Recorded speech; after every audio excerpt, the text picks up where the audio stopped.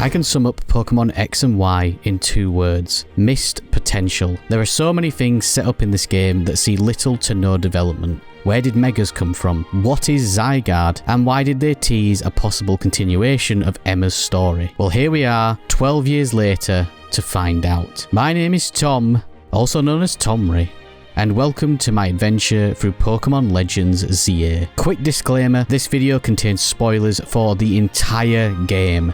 You have been warned. As to my history with X and Y, I never really had a huge attachment to them. I didn't even play them fully until last year in 2024. After Black and White came out in 2011, I fell off the Pokemon train and didn't get back on until Sun and Moon in 2016. But the whole time I spent playing X and Y, I was filled with this lingering thought that there was supposed to be so much more. So when Legends Z-A was announced last year, I was so excited. Not only are they continuing the Legends series, but they are actually going to develop Kalos more, with Z-A set just 5 years in the future from X and Y, as opposed to Legends Arceus's ancient past. I was beyond excited for Z-A. Having no news for all of 2024 was torture, but at the start of 2025, the hype train was in full swing. I was counting the days, and then it finally arrived.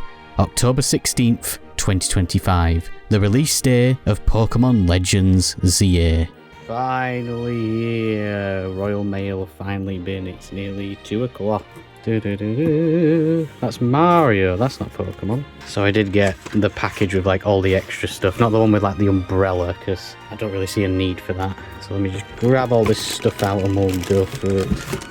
So it came with a couple of figures. We've got a Mega Charizard Y little figure, the inferior of the 2 Mega Charizards. We've got a Mega Charizard X little statue, the superior Mega Charizard with the superior shiny. That was a bit of a pain to get out, but we've got the 3 starters of ZA. We've got Tepig, Chikorita and Totodile.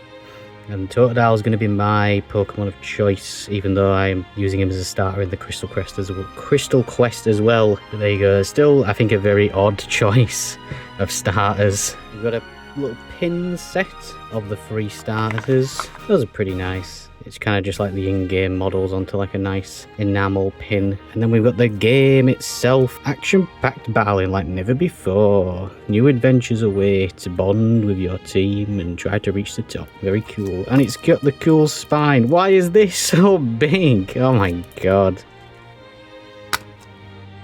We've got something there. There's no code on show, is there? I think that's for the Mega Gardevoir Stone. And then we've got a map of Lumiose behind the bright red shell, if you can see that. And there's the game itself. Been waiting way too long for this. Yeah, let's finally dive into this game and find out the true secrets of Mega Pokemon, hopefully. Show as well, my older brother got a Switch 2 today with the ZA bundle, and I asked him if I could have the box and he can have my box, because this box is just a little bit cooler with the ZA stuff on it, and he said yes, so now I've got the cool box.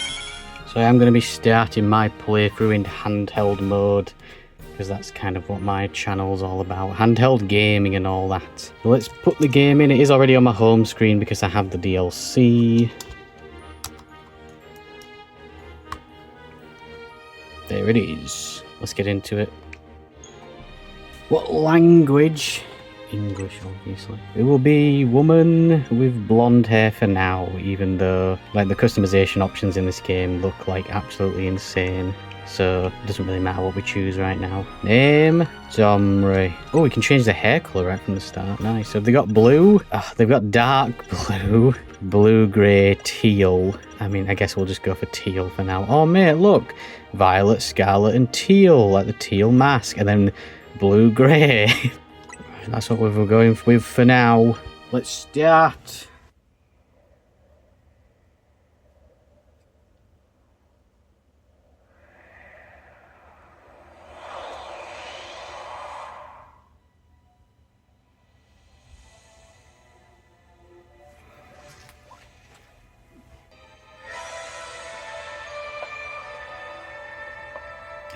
It's easy and flat.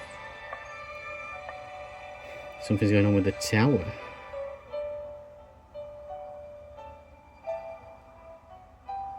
The strongest Mega Evolution user must be found.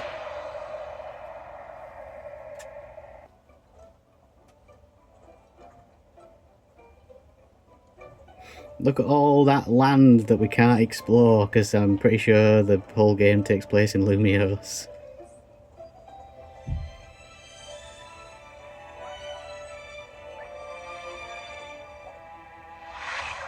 Something just jumped into the bag.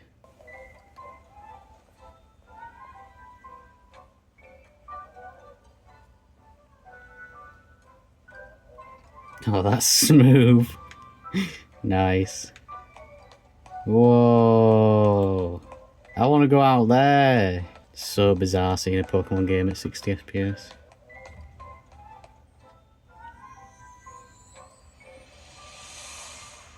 Pokémon Legends Z-A.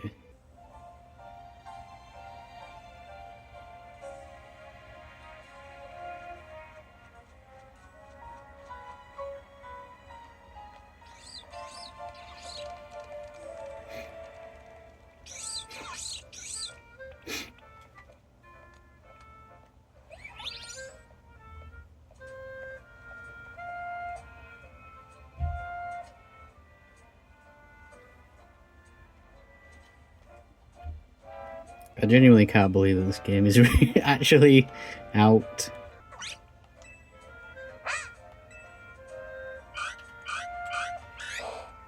Someone with a "I'm a tourist" look, oh god. And we're the immediate one he goes for. Oh god, he's trying to get us to do some free promo for his TikTok.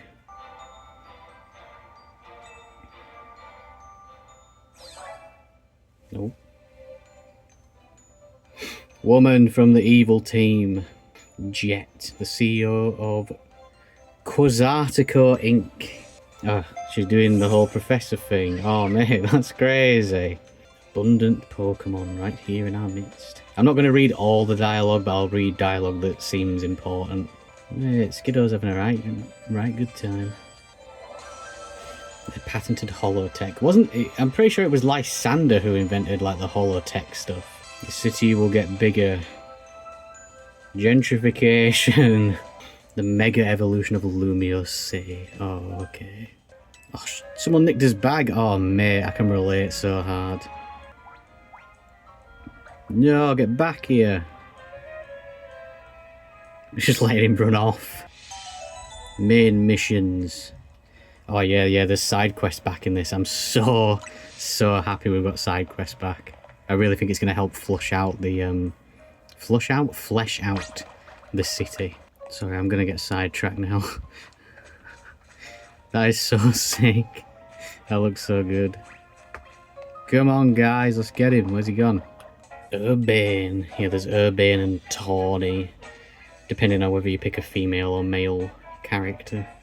You get the opposite gender as your partner, rival? I don't even know what you call them nowadays. Okay, I guess we're gonna get his first taste of the battle mechanic. And we are going for Totodile. And as far as I've heard, yes, these are shiny locked. Totodile, the big jaw Pokemon, can blast out mighty jets of water and bite like a champ. Yes. Pancham. Totodile. I will say as well, the models look great. Tackle.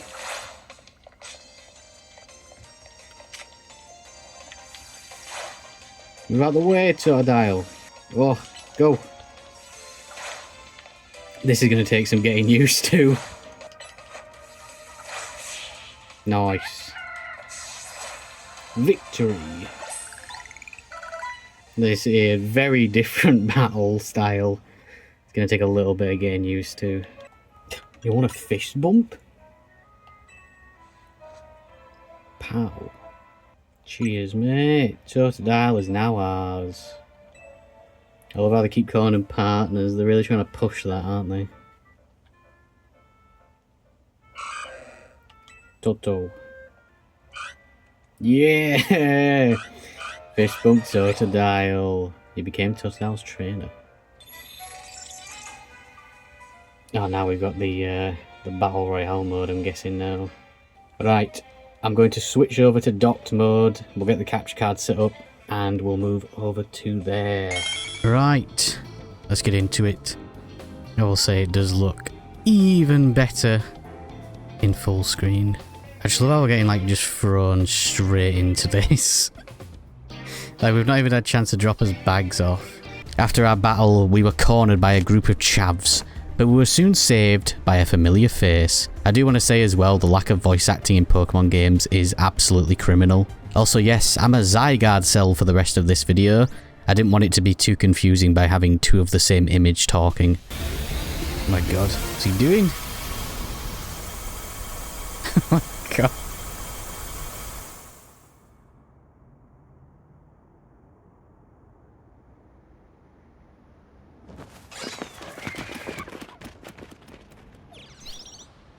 A light of ruin. He's 3,000 years old. As is AZ, apparently. Hotel Z. No, I don't want to. I want to explore. No, you can't throw me into a giant city like this and then expect me to follow a linear path. There he is. The king himself. Oh, I guess it's just a logo for the hotel. I really like AZ. I'm glad he's getting more of the spotlight in this game. Because his story is like the most interesting thing in X and Y. I wonder if the building for this hotel actually exists in X and Y. I spent a while exploring the hotel trying to find any secrets or Easter eggs.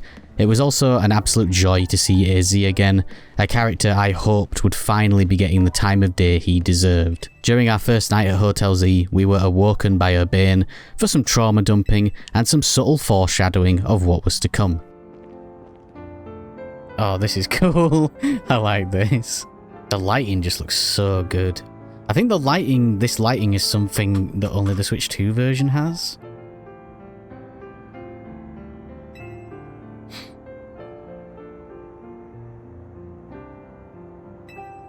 Yeah, we'll help you out. I mean, I don't think we've got a choice.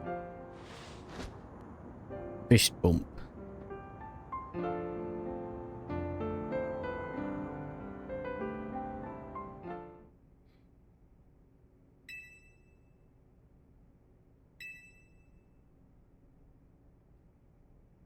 Speaking about Lumio, it's like it's a living thing.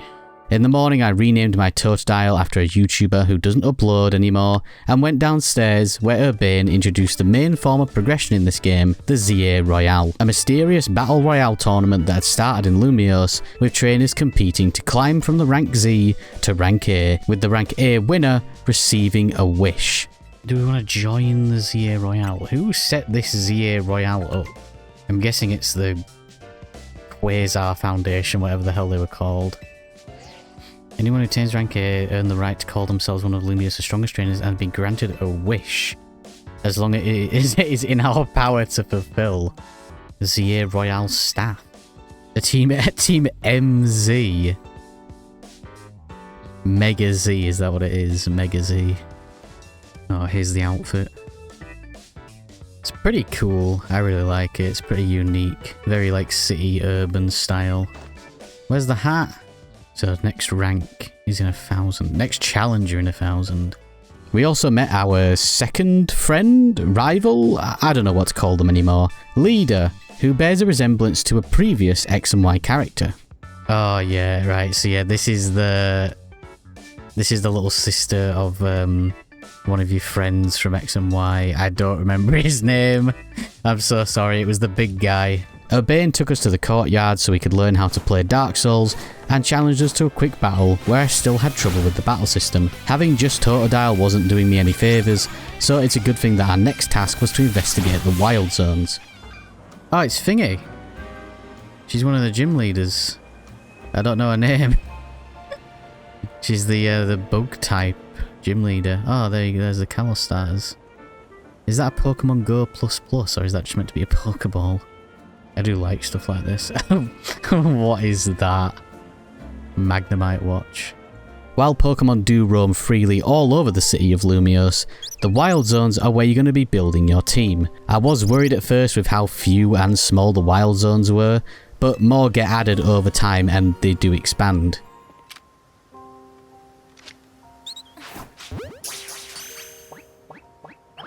I haven't really thought about what I want my team to be for this, in all honesty. I'll probably just end up going with whatever. I'm loving this music.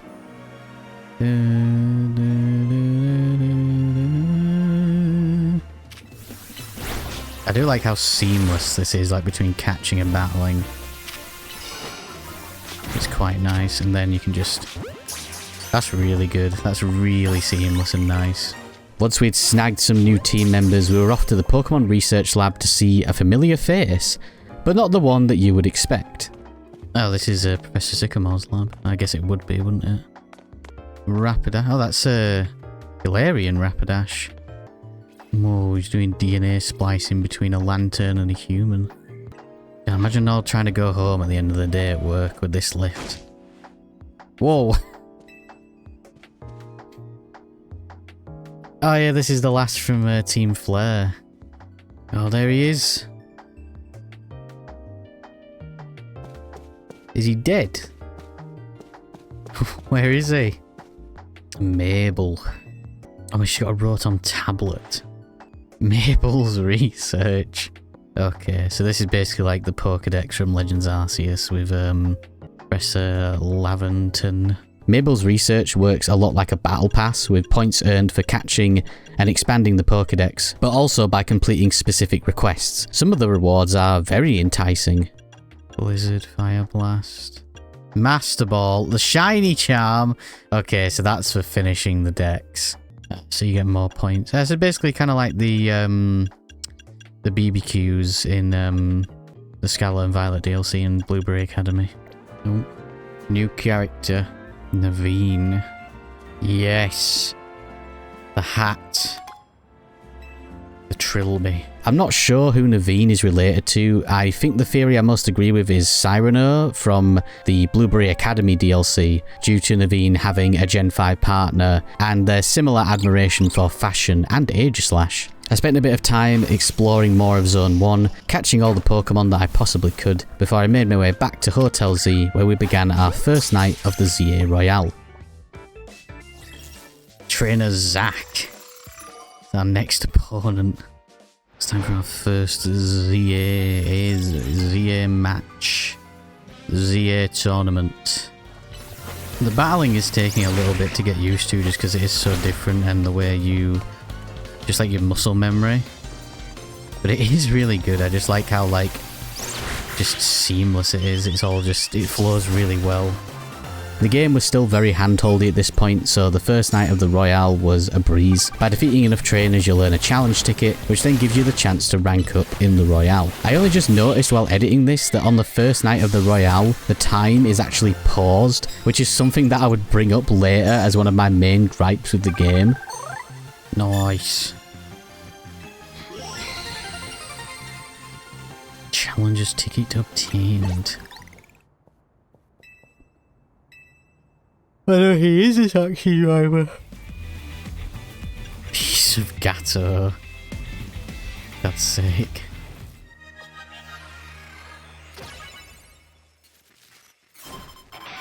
Here we go. Zach the driver. Like a driver from Xenoblade. I don't know why I struggled so much with this fight. Just trying to get used to the new battle system was messing with my head. Plus I kept forgetting my type matchups, which I don't know them very well anyway. Nice. Woo!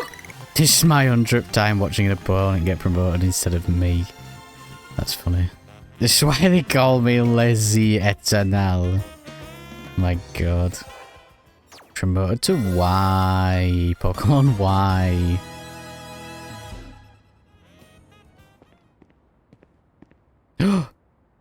It's Emma. And she's got the thingy suit still. Oh, I bet there's so many people that don't even know who she is, even though they played X and Y, because it was buried in the post game. My name is Emma. Detective who's entrusted with the task of protecting the peace of Limio City. Investigating a suspicious Pokemon. Why is she doing bloody Naruto run? Back at Hotel Z, Urbane graced us with his amazing cooking ability, combining the national dishes of Gala and Lumios into a meeting of the nations no man could ever begin to understand. What in the world? Croissant curry. We survived the food poisoning overnight and were greeted outside Hotel Z by a new band of characters, part of a company based around a streamer. Yes, I'm not joking, this will be explained more later. The leader of the company, Tarragon, explained to us how there are colourful screws to collect around the city and can be exchanged at their warehouse for plushies. These plushies do serve a greater purpose, applying permanent boosts to XP gain, catch rates and more. It was then time for some parkour as Urbane led us across the rooftops where you get the most stunning views of Lumios and the Prism Tower, while collecting these strange purple crystals called Mega Shards that will again come in use later. Are these guys related to Crispin? They've got like similar hairstyle.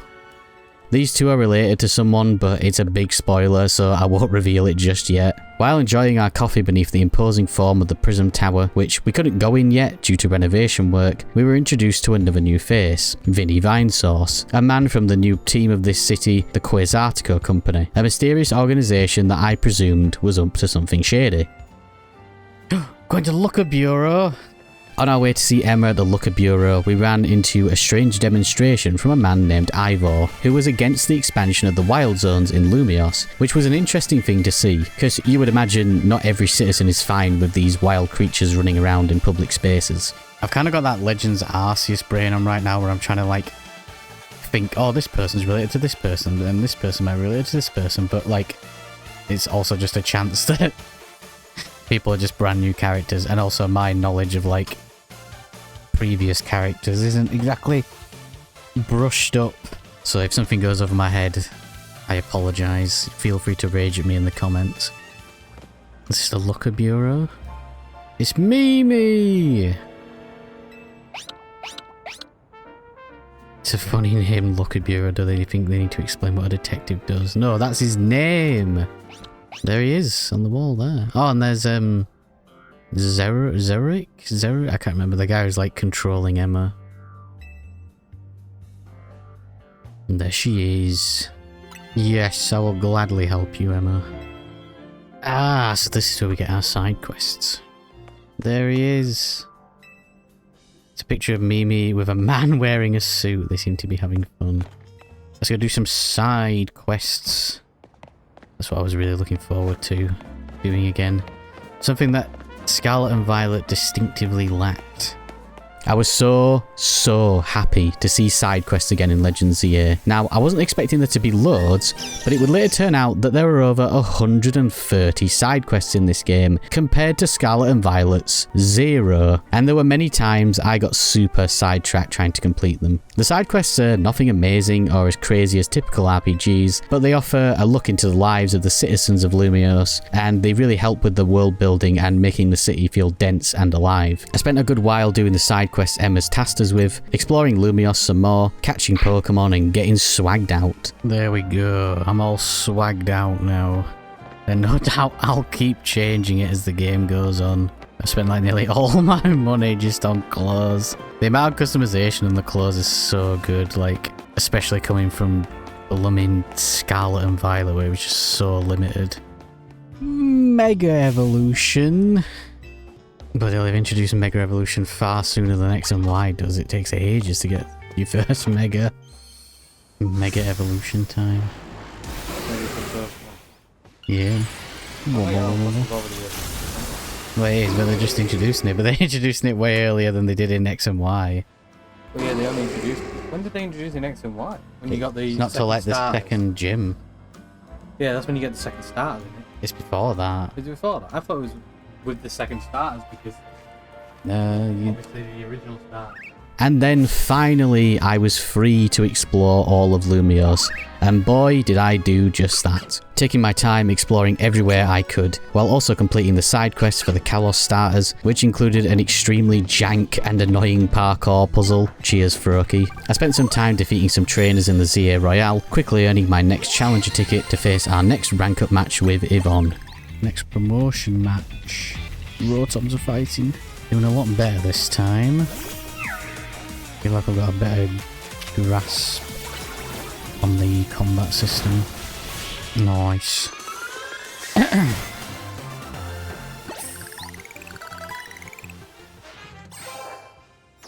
On to X. Is it really going to go through every letter? Or is there going to be like a big jump? Oh, he's got a, like an Aegislash thing on his tie. So I'm going to beat the hell out of this guy just to find out his reason for him joining Team MZ. Seems fair enough. Naveen's grandma won't let him follow his dreams. What is O'Bane's motive as well for all of this?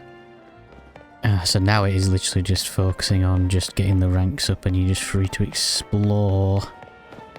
Thank God, because that intro felt way too long. Upon awakening at Hotel Z the next day, I opened my map and realised the extent of the side quests in this game. See, these are side quests, there's like new ones every day. I'm just gonna go do all of them. The side quests remind me a lot of the Yakuza games, because some of them are just so bizarre. Like, one I did this day had me taking part in a Badoo competition, where they all looked exactly the same, but apparently mine was the best.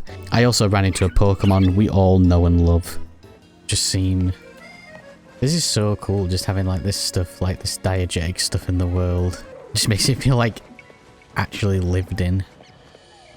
Big Garbodor with loads of trubbish. Surrounded by wheelie bins. While doing some ZA Royale matches that night, my first and most consistent complaint with the game arose.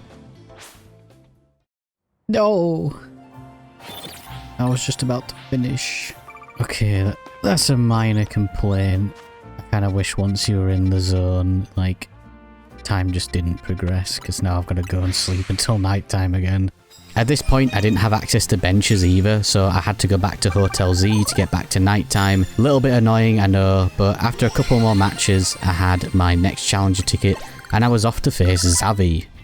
This is exciting. Because you're rank X. Okay, well. The size difference. X is good, but W is better, don't you think? No clue, lad. Go on then, what's your ace? Furrow. Okay.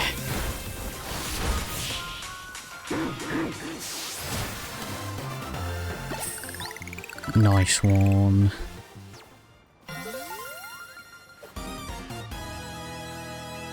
W. For that W. The next day, we had some heart-to-heart time with Leader, a character I felt overall didn't get enough development compared to what Urbane and Naveen would get later in the game, but I enjoyed my time with her nonetheless. After destroying her in an intense battle, she introduced us to the most important mechanic of the game, sitting on benches. Oh my god, I finally unlocked the ability to sit on a bench. Oh, it's to help pass the time. Okay, right. And I was just complaining earlier about having to go back to the hotel, but I still think if you're in the battle zones, the time should just pause. We have been called back to the research lab. Oh! Kanto starters! They're almost definitely shiny locks. Have you figured out what you need to do? I have absolutely no idea. No, so these were left to her from Sycamore. I mean, I guess I picked Totodile, so I can't pick Squirtle. But I also do kind of want Mega Charizard X. But I guess it doesn't matter, because I am going to be transferring my shiny Mega Charizard X when it gets support. So I guess I'll go Bulbasaur. Once we'd acquired our new starter and done a few evolutions, it was time for more side quests, including one that showed off my favourite part of Pokemon games, shiny Pokemon. Shiny Mareep!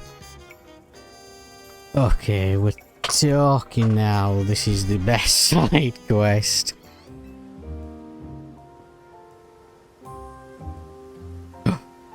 There it is. Just like the Ponyta you get in Legends Arceus. Mareep! It's literally every shiny hunter. Shiny!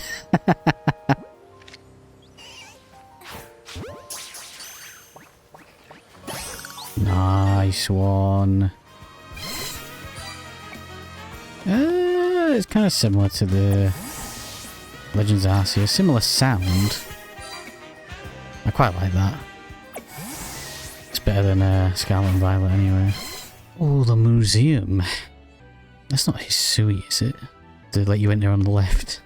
Oh no, you're supposed to enter on the right, not the left. Oh, that's AZ. Oh, this is the king's younger brother. Or descendant of the king's younger brother. Is that meant to be... Is that meant to be the X and Y player? Because it's like the model's the right size. All the balls. Okay, let's see if we can name them. Safari Ball, Master Ball, Ultra Ball, Great Ball, Pokeball, Premier Ball, Love Ball, Heal Ball? No, that's Level Ball. Dusk Ball, Quick Ball, Premier, no, Luxury Ball. I don't know. Timer Ball. I don't know.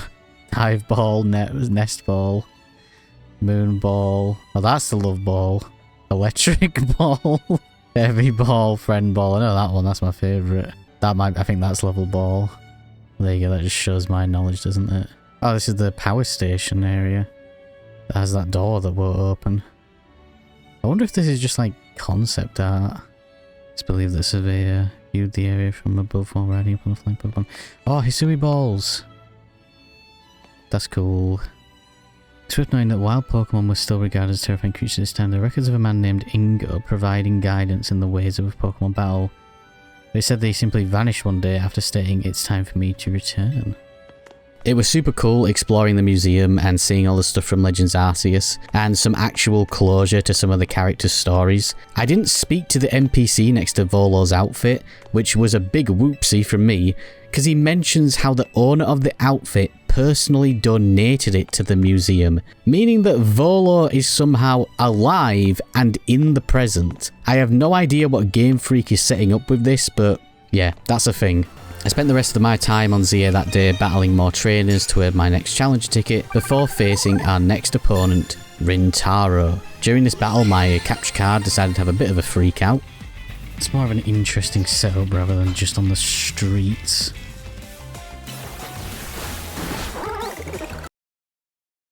Nope. Was that the capture card? The Elgato just freaked out. The game didn't crash, I just pulled my Switch out and it's running fine. Nice.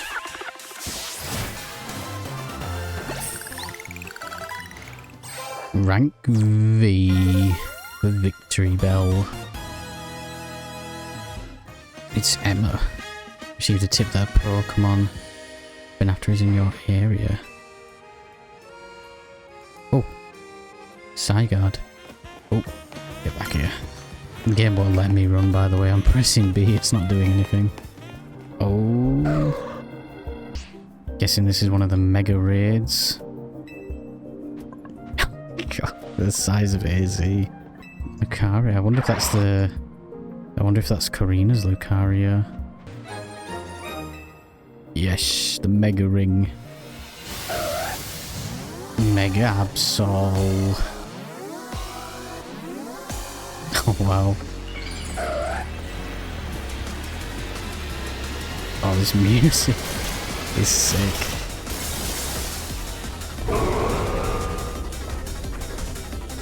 This is sick. These Mega Raids act as the Terror Raids or Dynamax Dens of this game, and they are super fun. It really reminds me of a raid from an MMO, and some of them are actually pretty tricky to learn the attack patterns and dodging and all that jazz. This was the first like tutorial one, so it was fairly easy, and I also love how he took this on with what I imagine is Karina's Lucario, which is a really cool throwback. Oh, Mega Ball? Here we go. I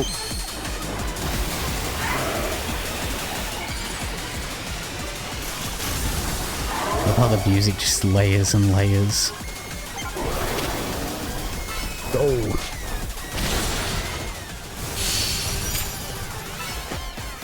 Oh, nice one.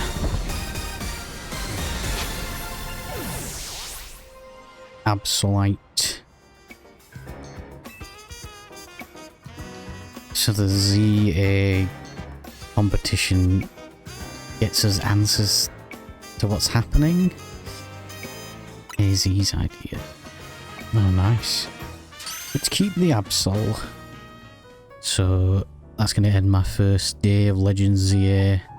I'm not going to go super late into the night because I've got all weekend to play it. I've got off work. But I am enjoying it so far thoroughly. And tomorrow I'll be up bright and early and just cracking straight on. So good night for now. Day 2. It's Friday the 17th. And I've just got up and it's time to get back on. And this is the first time I've seen the title screen.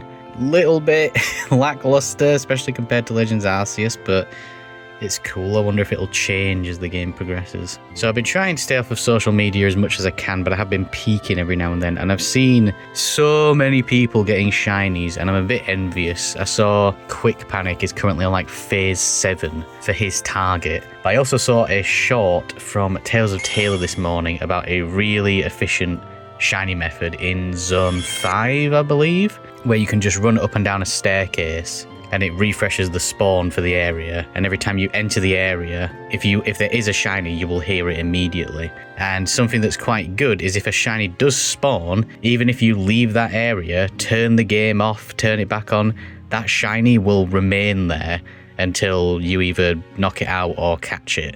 That's going to be my little side quest for today, is to get at least one shiny that isn't the guaranteed Mareep. We're doing this first like mega battle. Well, with another trainer at least anyway. Oh, Mega Manectric. Oh, so the Wait, was Mega Manectric in the trailers? I think it was. A shout out to Omega Ruby Alpha Sapphire. No! Oh, actually as well. Flaffy, I did do a little bit of grinding off screen. So Mareep can evolve. So let's see our shiny Flaffy. Barely looks any different. And let's get Feraligatr on the go. Nice one. Alright, let's head off and do some shiny hunting. So it wasn't Zone 5, it was Zone 3. And as far as I'm aware, you just hold backwards. So basically, we just want to run up and down here as much as we want, and it will spawn and respawn stuff.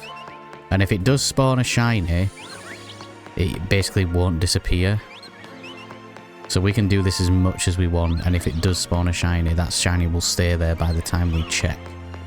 This method is extremely fast and lucrative, as within only around 10 minutes of running up and down the stairs, I had my first full-on shiny.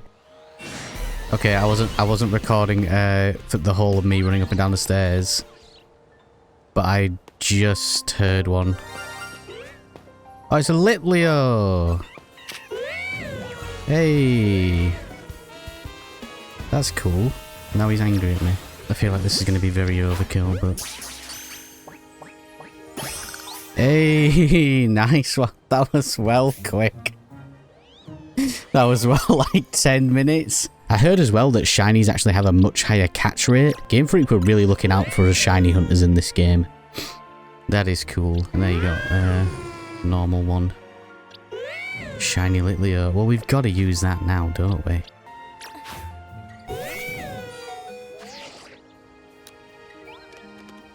Look at that dude. Where's he going? Just running into a wall. Hey. First shiny. Well, first legit. Well, I guess the Mareep is legit, but first random full odds shiny. I actually want to hunt some more, because it feels like it's going to be very lucrative once I get away from this Alpha Litleo. But yeah, I'm just going to keep going.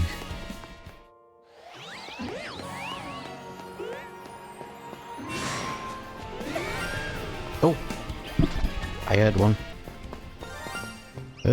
What is it? Oh, it's this Flabébé. Oh, for God's sake. Can't complain, shinies are shiny, innit? So that's shiny Flabébé. Oh, it's got blue eyes.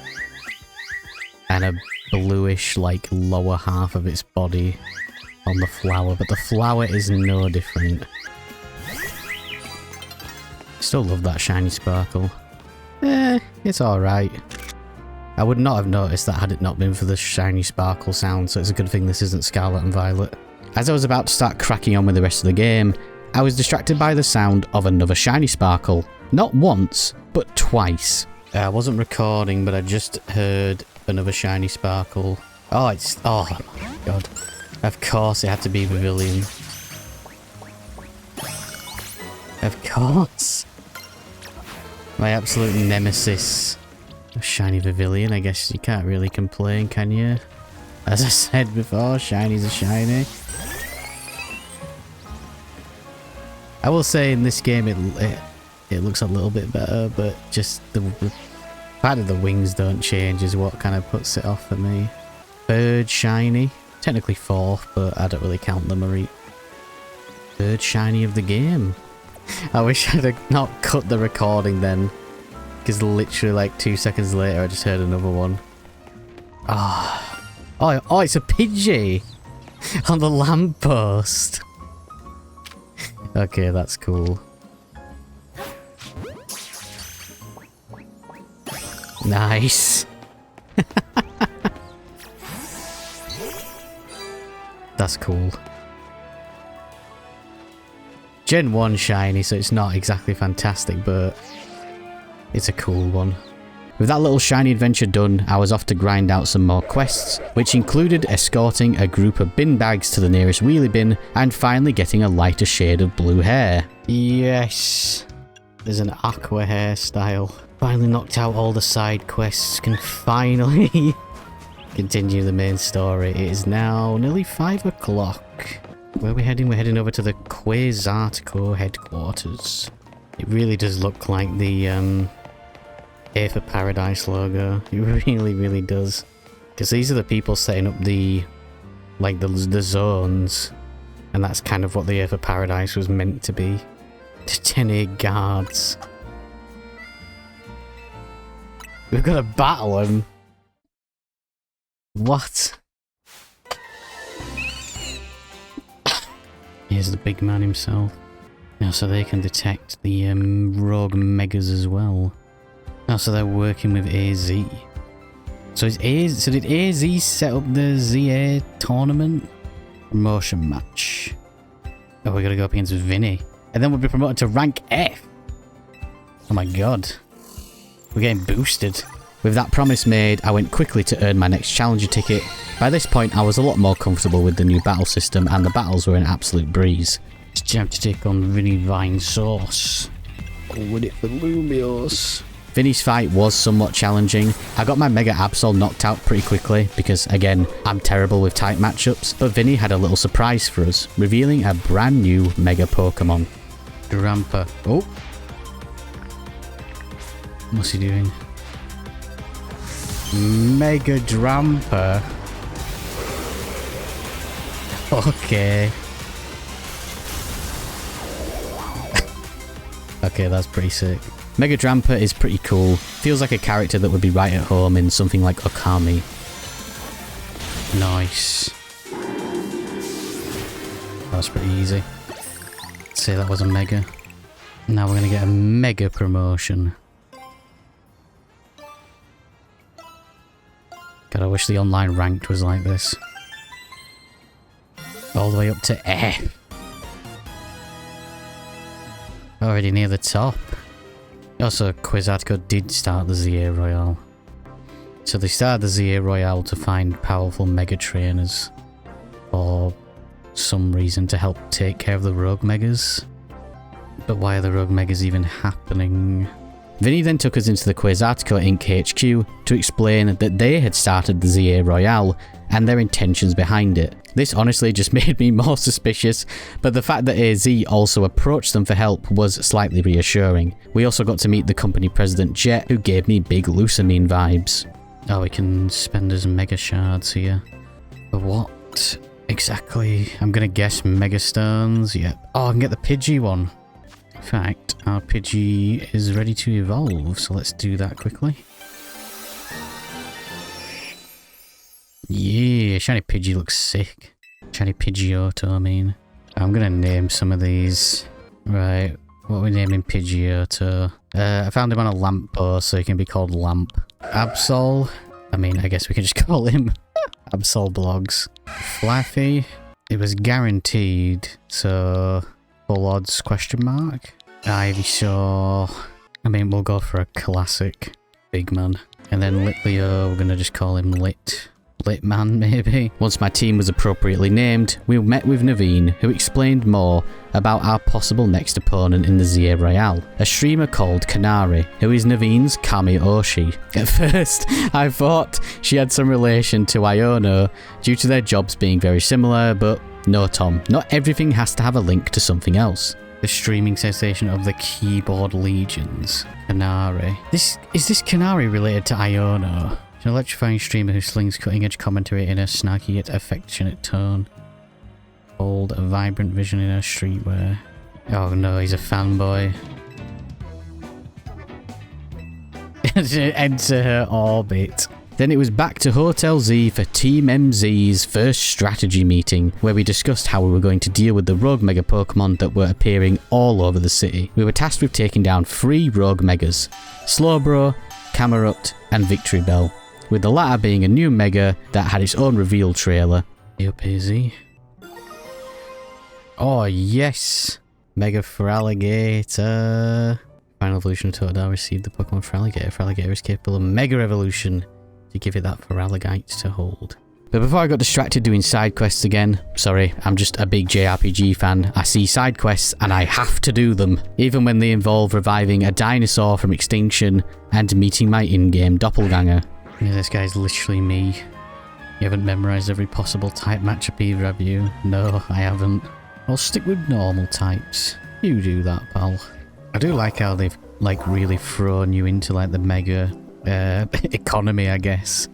Like, there's so many different mega stones you can get right off the bat. Way more, like, available than X and Y. When there's only, like, a handful to get throughout the main game, and then most of them are in the post-game. Oh man, this music slaps so hard. Yeah. There he is. Use plus moves. Only moves with a plus mark can be used as plus move. Yeah. Right, I'm going to try out, even though he's not exactly great for this battle, I am going to try out Feraligatr because I want to see the mega. These mega fights are all pretty unique, with each one having its own moveset and telegraphed AoEs, again, much like an MMO raid. And once the mega reaches half health, its attacks and AoEs grow stronger and more frequent. Right, mega Feraligatr time. Oh, yes! What in the world? He's got a big head. He's like a big toy dinosaur or something. Nice. Slowbronite. Right, let's head off for the others.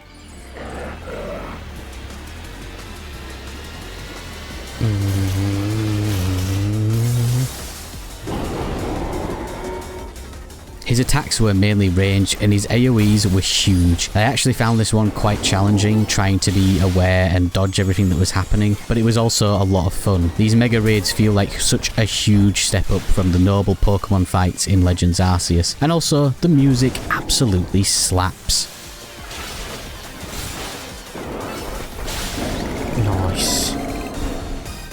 That was a pretty good one. I enjoyed that. There is the dog. The dog. What the dog doing?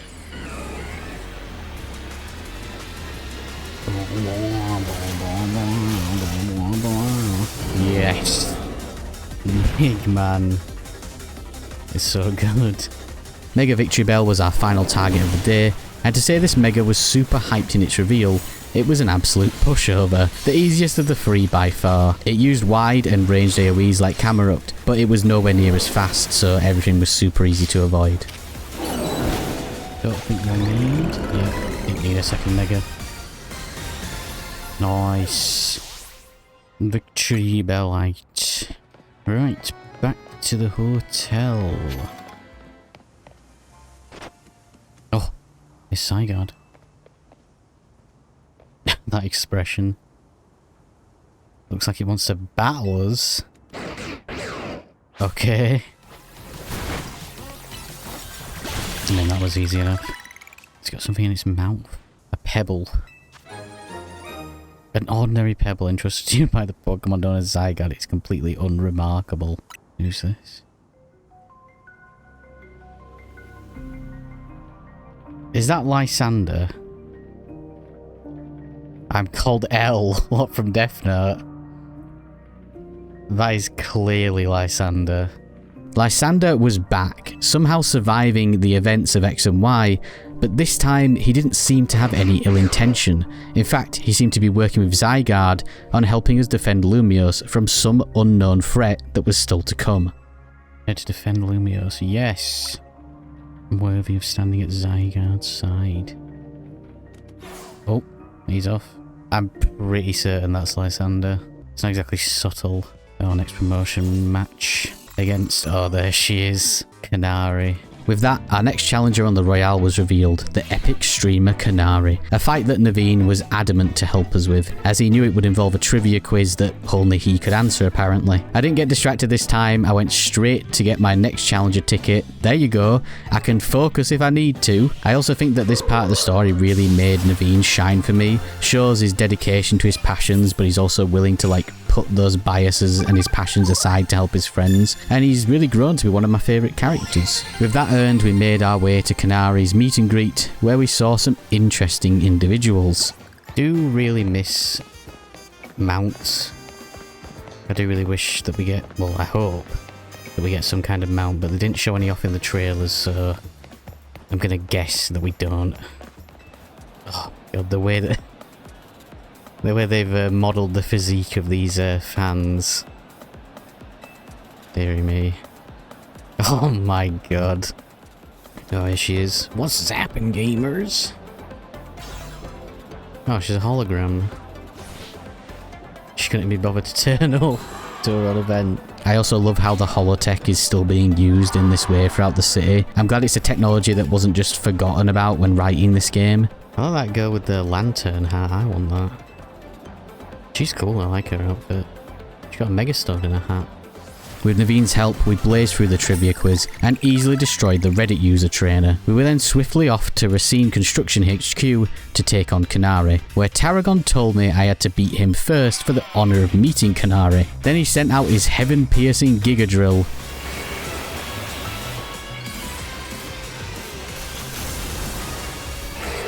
That looks absolutely ridiculous. Nice. Yeah, Mega Excadrill looks kinda dumb, but I guess it makes sense. After our battle with Tarragon, he revealed a pretty big secret about him and Canary. So he's Canary's grandpa. What's the secret? Oh my days. He's literally a VTuber. Oh my god. So should the meme like every VTuber is like an 80-year-old man. My interactions. Oh, so she is a real streamer. He just does public events.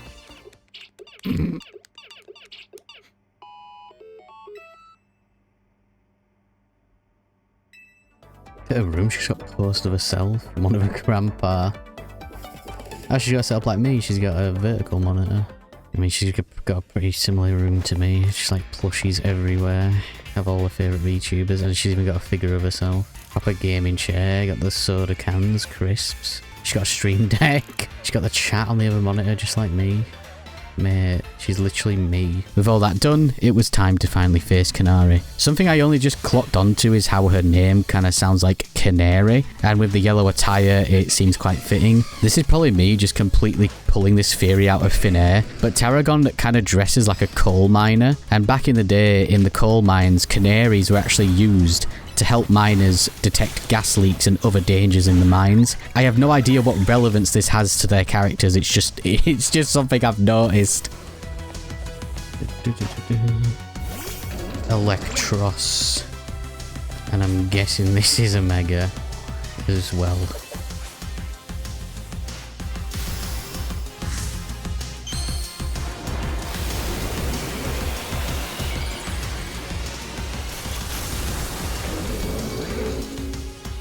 What?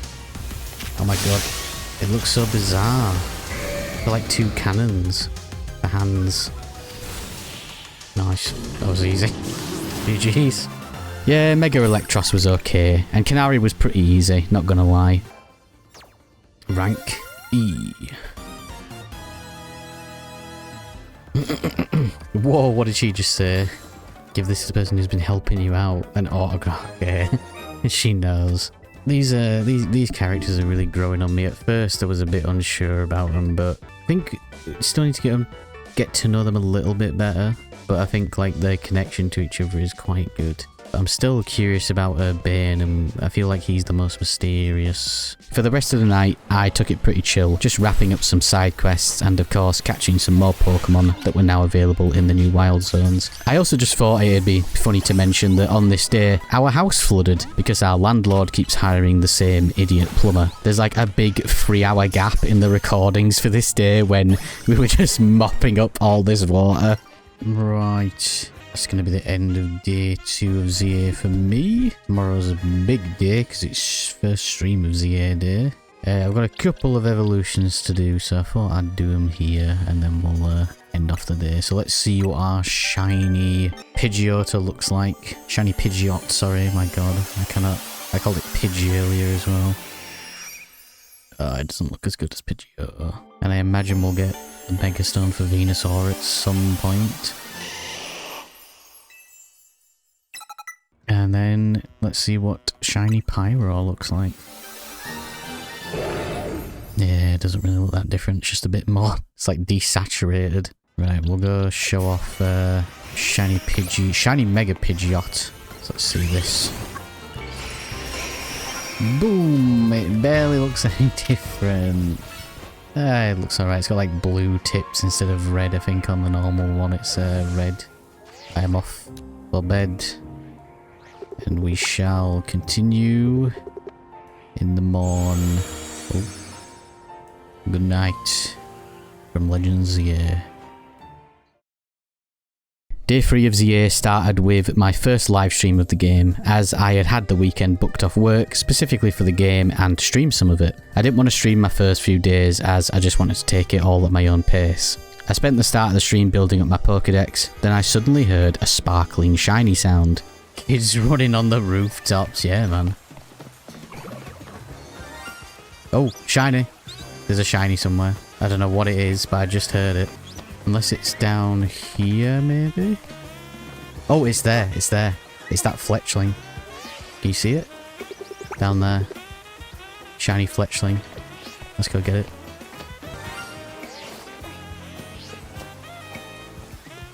Did that just fly away? No!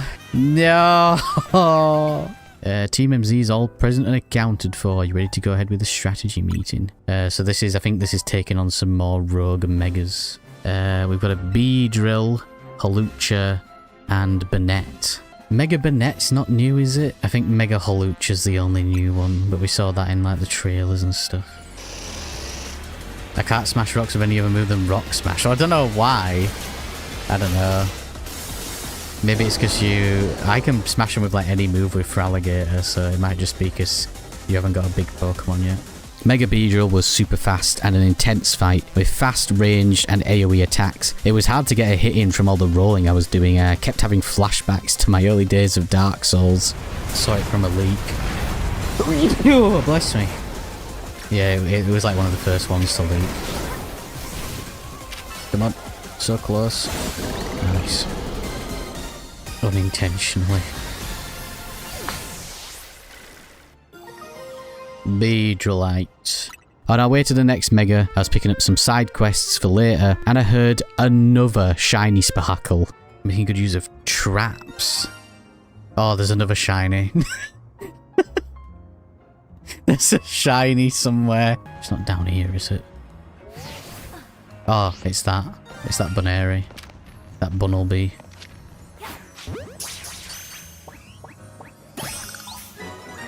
Nice. I can show him off if you guys want.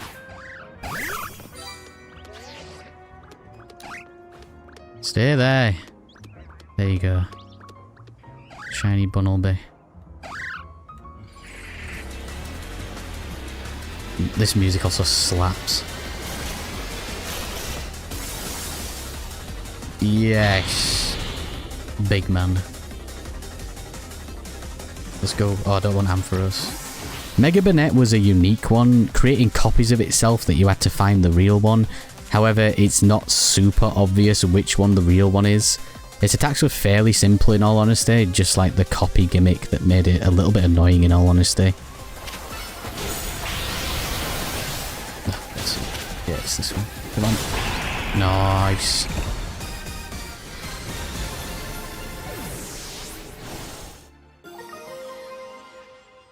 Banetite. After all, only with Mega Evolved Pokemon or Plus moves can you hope to stand up to Rogue Mega Evolution. Effect. Zygarde. However, Zygarde cannot Mega Evolve. That means you will need to hone your skills as a trainer until you can support Zygarde, even with such a disadvantage. This is how you must help Zygarde attain the peace and order its wishes to bring about.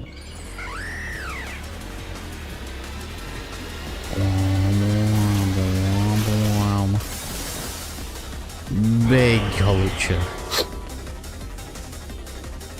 It's a lot bigger than I thought it'd be.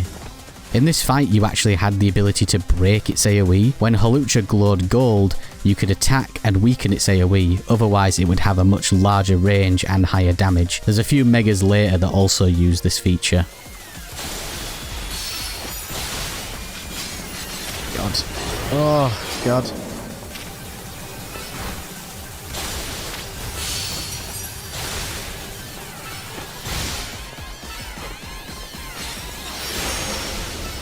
Come on.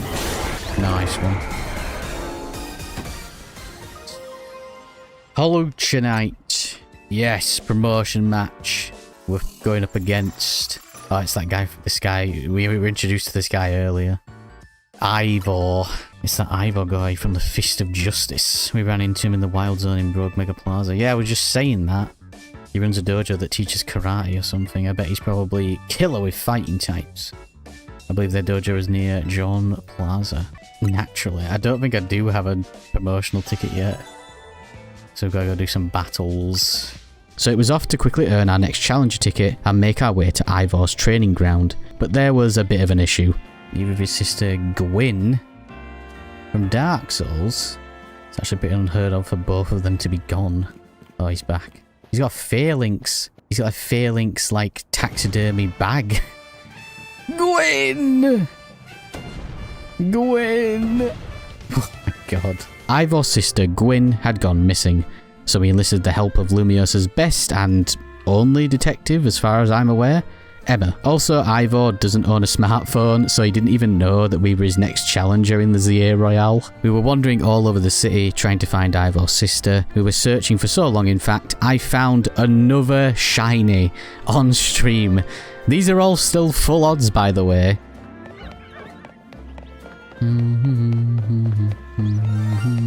Oh, there's a shiny. There's a shiny somewhere. It's probably another Flabébé. Oh, really? A Patrat? Really? Okay, third shiny of the stream. Patrat. There he is. Take a picture. We were informed that Gwyn was a big Canary fan, so we head back to her streaming den and kicked her ass once again in battle. She coughed up the information that we wanted, and on the way to the next search area, I was distracted by new blue hair colours. Oh, pale blue. Mate, this literally... Oh, it's got mint. Like mint phantom. Stop! Stop pregnancy! Right, we've got to do... We can do aqua and then maybe the pale blue as the highlight. Yeah, I quite like that. I think I'll go with that. Do we have any other clues? Something about where XYZ axes didn't meet. Yeah, so we need to go... Oh, is this... Is this the catacombs? We're going down into the sewers. Look, all the water's draining. We have destroyed the infrastructure of the sewage system. Ah, so now we've got the catacombs or whatever. The sewers. Ooh. I am exploring the sewers. I really enjoyed this sewer section. I kind of wish that there was more stuff like this in the game. The Pokemon down here were super different and it made sense for them to be down in an environment like this. Plus the lighting down here didn't need to go as hard as it did. After making our way through the sewers, it seemed we had reached a dead end. Oh god. He's gonna punt. Okay. That's odd. I've smashed countless walls in my life. It's the first time I punched a wall and had my fist go straight through it without breaking. Whoa, it's like the paintings from Mario 64. But for now, let us proceed. I'm sure Gwyn is waiting for us on the other side. We need to go and kindle the first flame. Ooh. Oh mate, it's like I'm in Harry Potter. Whoa, I'm at platform 9 3/4. Whoa! Oh my god. She's got a chandelier on her head. Gwyn! Let's think back over everything we've seen so we can identify the culprit. I mean, there is no culprit. That's right. In a way, there is no culprit because no crime has been committed. What are you trying to say? Gwyn was trapped here. We saw it with my own eyes. The supposed victim here is Gwyn, however, she came here of her own volition. That's the truth behind this whole case. The truth, if you really wish to hear, then defeat me in battle. I'm a Pokemon trainer too, after all. Okay, love. I like her design. I like the chandelier hat, that's pretty cool.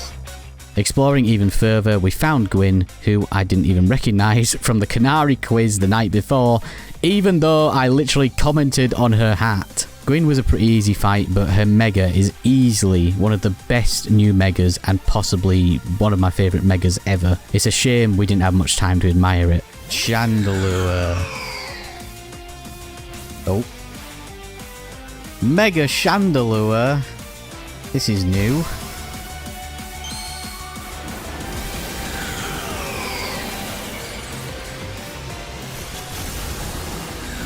Okay, that's pretty sick. That's actually a good one. And this should be pretty close. GG's. You break every smartphone you touch, Ivor, and once you start battling the Z-A, you don't stop even when dawn comes. Your excessive training will keep going on and on as you climb the ranks of the Royale. Meanwhile, I'm the one who deals with all the complaints about your behaviour. It's an enormous burden.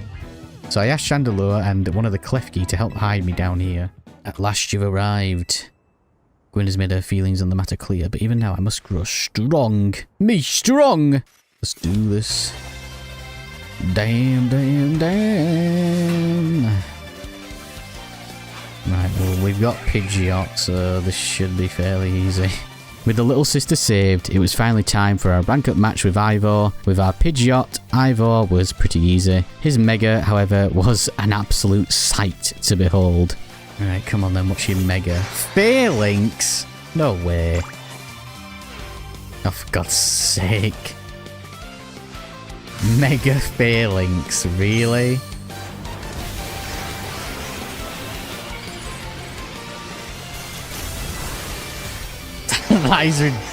That is dumb. That is so dumb. Middleman is holding on for his life. Oh yeah, he's like squinting his eyes. He's like, ah! He's sat on there. Nice. GG's.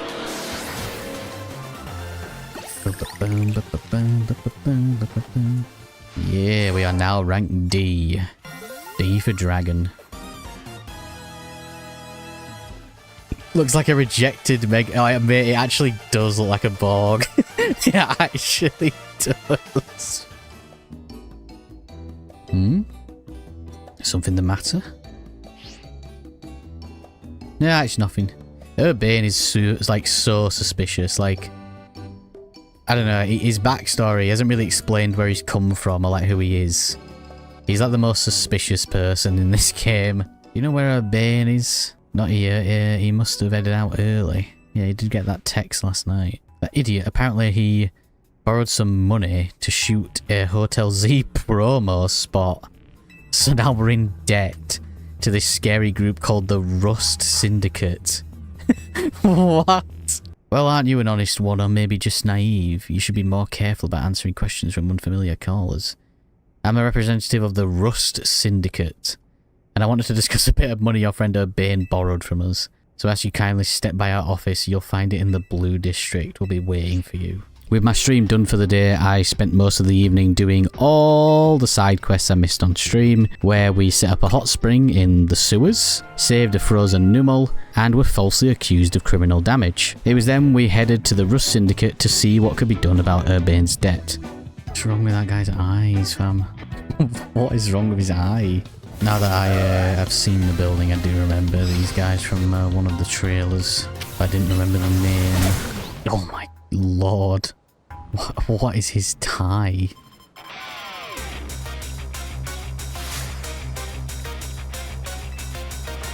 He's got the heavy ball for Steelix. I've seen a lot of people online saying that they think Philippe is Xerosic from Team Flare, but after playing through the whole game, no, I think Philippe is just his own guy. He's just a bit round. Also, I love how I barely reacted to this Mega because it was honestly just so underwhelming. They actually look like metal. Super metal. Oh yes, Mega Skarmory.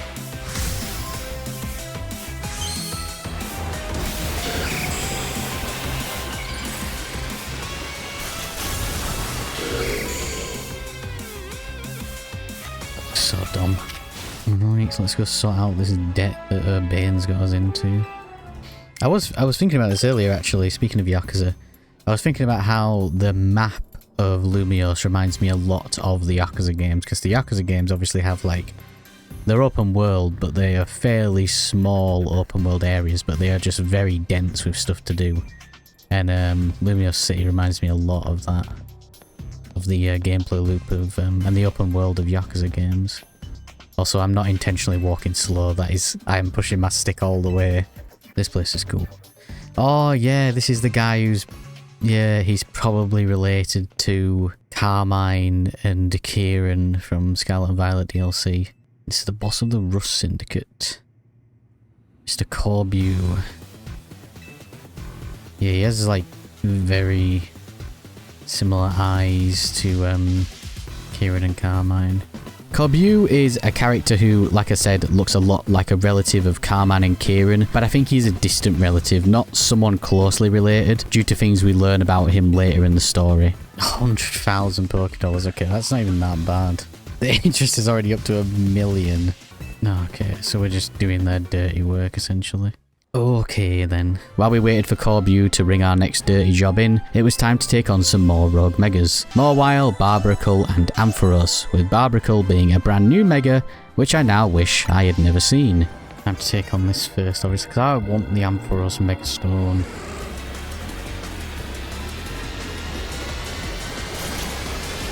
Such a headbanger, this song, it's so sick.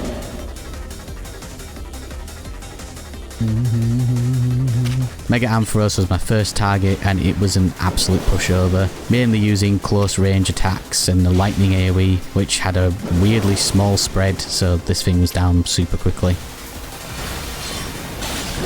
Nice.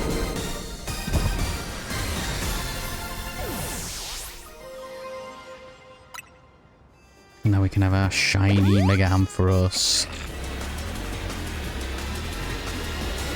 This is a cool mega from what I remember. Yeah. It's a cool one. Right, I don't know why in the hell I have Big Man out. Mega Mawile was a different story. It was super fast and had a really weirdly ranged AoE that took me unawares with its odd pattern and nearly KO'd me. It also didn't help that I was lacking on effective megas to take down Mawile, but we pulled through in the end.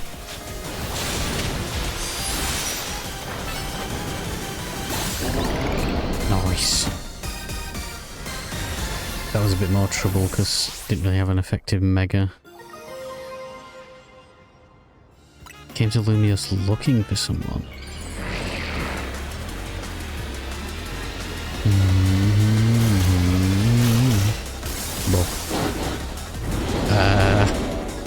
What in the world? Oh, I guess it's okay. I kind of get what it's going for. Still looks kind of dumb.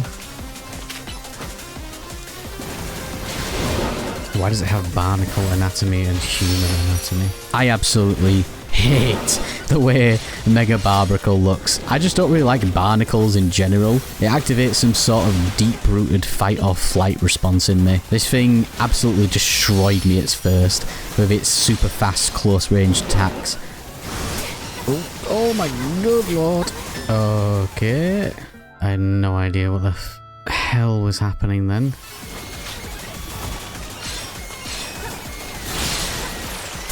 Come on, the moment combination should do it. Nice. That was a stressful one. Barbracite. Zygarde Z-A. Something you should know. Disaster and Mega Power spilling forth for Lumiose. I have reason to believe it began at much the same time as the renovation work on the Prism Tower. Yeah, I kind of guessed the Prism Tower was linked to it. This suggests that Quasartico Inc. has some connection. I mean, yeah. Color me shot. Zygarde is wielding me as an instrument for the betterment of Lumiose. Okay, L.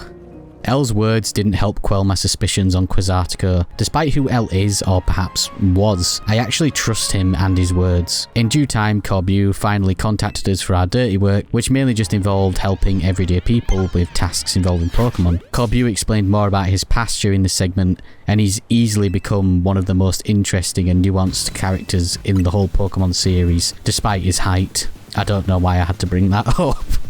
I know a guy showed up after you calmed one of those rogue Mega Pokemon. Who was he? He's called Lysander. Don't even know his real name. I definitely do. Yep. He's a very wealthy and generous businessman. Don't know about that. Helped me out when I was a kid. Provided me with support since he had no family to rely on. So there was this guy, a member of Team Flare. Don't know why he did what he did 5 years ago. Or what he's been up to since. Okay, someone's kicking off. Someone's kicking off, Mum. Bane's here. Oh, and it's woman Jet. Yeah, she's got big Lucamine energy. I do not trust her. But I do trust this guy. Even though he looks way more shady. Right, back to the hotel. And then I'm guessing it'll be my next rank up match. Something I'd like to discuss. Stop by our office alone. Okay. Two people that I think we should be seeing more of in this game that we haven't seen is the two people from the Zygarde questline in Sun and Moon. And they are in X and Y as well, but very briefly. Dexio and Sinner. Because they had like a big deal to do with Zygarde in Sun and Moon and Ultra Sun and Moon. It was kind of the way that Game Freak pushed Zygarde into the franchise because they did it so poorly in X and Y. So I'm very surprised we haven't seen them yet in this. Maybe we will, maybe we won't. Oh, nice. Cleared all his interest. He wants to have a battle. Oh, is he our next opponent? I have been doing a couple of battles here and there, so my points aren't too far off. Reaching rank C. We're getting close. Do you have a challenger ticket? Nope, not yet. I think that's a good place to call it for today. Been a lot happening. Feel like we're slowly getting closer to uncovering what's actually going on. I mean, Quasartico is obviously the big reason behind everything that's happening, but why they're doing it and how they're doing it is the big question. So it's Betty Bye's time now, and I'll see y'all, well, I say I'll see y'all in the morning, I'll see you in a few seconds when the video fades to black and then fades back up to white. I was contemplating playing some more Z-A in bed, but I think I'm going to play some Muv-Luv because I'm a weeb. Good night. Oh, it's day 4 of Z-A. I am streaming later today, but I thought I would just jump on in handheld mode because I've not had a chance to play much handheld mode. And I'm going to do a couple of side quests and all that. And probably just catch some more Pokemon and stuff because I've got a lot of wild areas that I've not really done much in. And I'm watching train video. Yeah, I feel like I'm kind of getting close to the climax of the game. I don't think I'll hit anything significant on stream, but I reckon if I keep up my pace, I'll probably have the game finished tomorrow, and then depending on what the content of the post game is, I might include the post game in this video. We'll have to see. Also, my Japanese copy of Z-A is still yet to leave Japan, so I don't know if it'll arrive in time for me to do a live unboxing. So if it arrives later, I'll cut the unboxing in right here. My Japanese copy of Z-A finally arrived. It's like 2 days before this video goes up. The little Legends Z-A logo, the 3 starters on that side, Eternal Flower Floette, and some text. I'll put a translation on the screen if it's anything noteworthy. Eevee and Pikachu, and then nothing really on the bottom.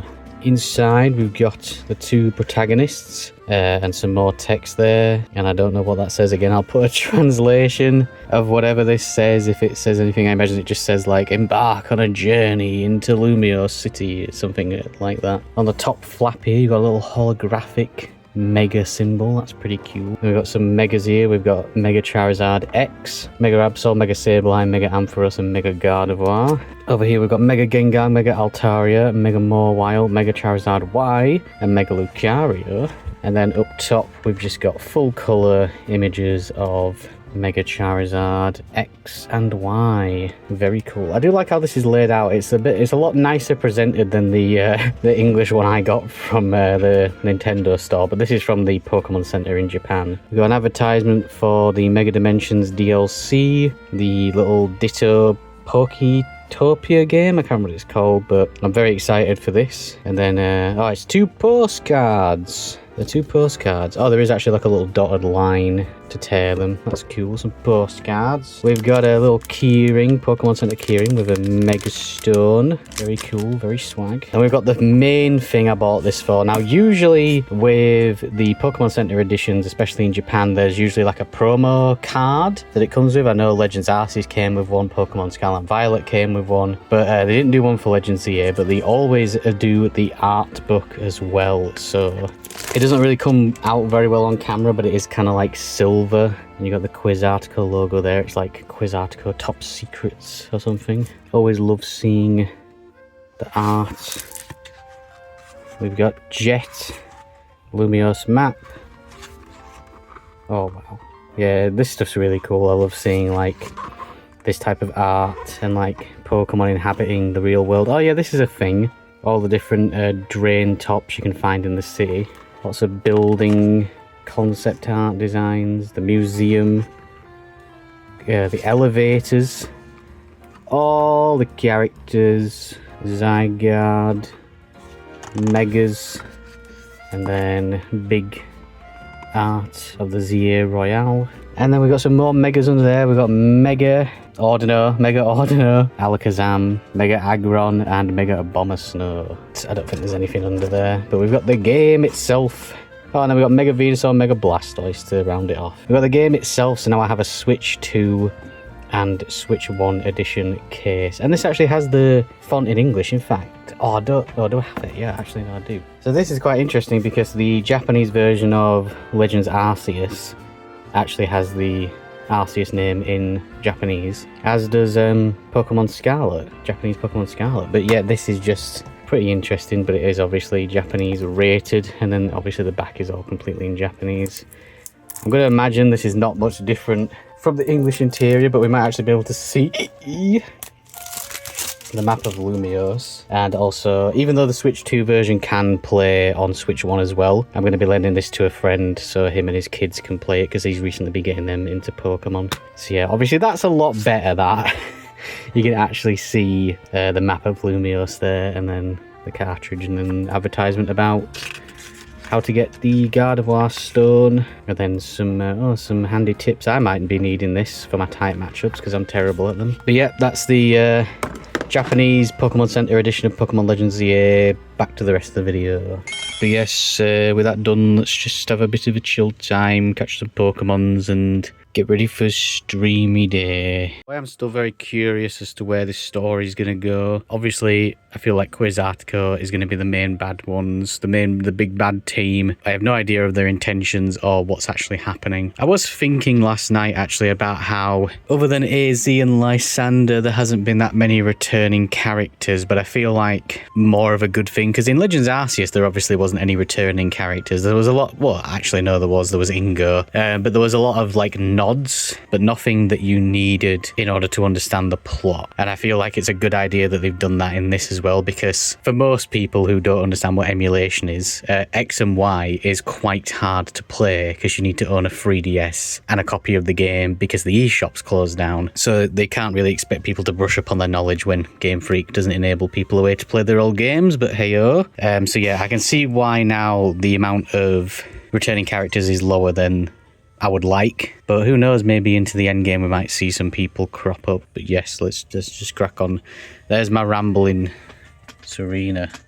Even in handheld mode, the game looks and runs amazingly. The Game Freak devs really knocked it out of the park with this game on Switch 2. I've not tested it myself on Switch 1, but the game still looks like it runs really good and still looks really good, even if it is only at 30 FPS. On stream, I was focusing purely on story content, obtaining my next Challenger ticket so I could face Corbu as soon as possible. Right, let's take on the Yakuza. Best part of the battle is facing a trainer who's got talent and then sending him home crying. Okay, pal. As a kid, I had no home, nowhere to go, until Lumios gave me a place where I could belong. It's interesting because he has a lot of very similar features to Kieran and Carmine from the Scarlet and Violet DLC, and his outfit is like heavily inspired by the Fezandipiti bird, mythical legendary thing. But he hasn't mentioned anything about his family. He said he basically grew up as a kid with Lysander.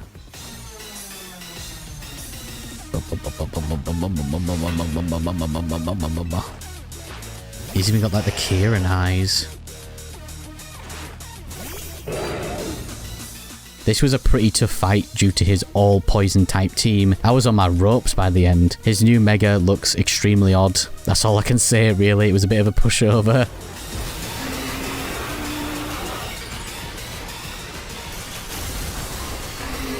Oh my god. That is ridiculous. Mega Scoliopede. Looks like he's got armor on or something.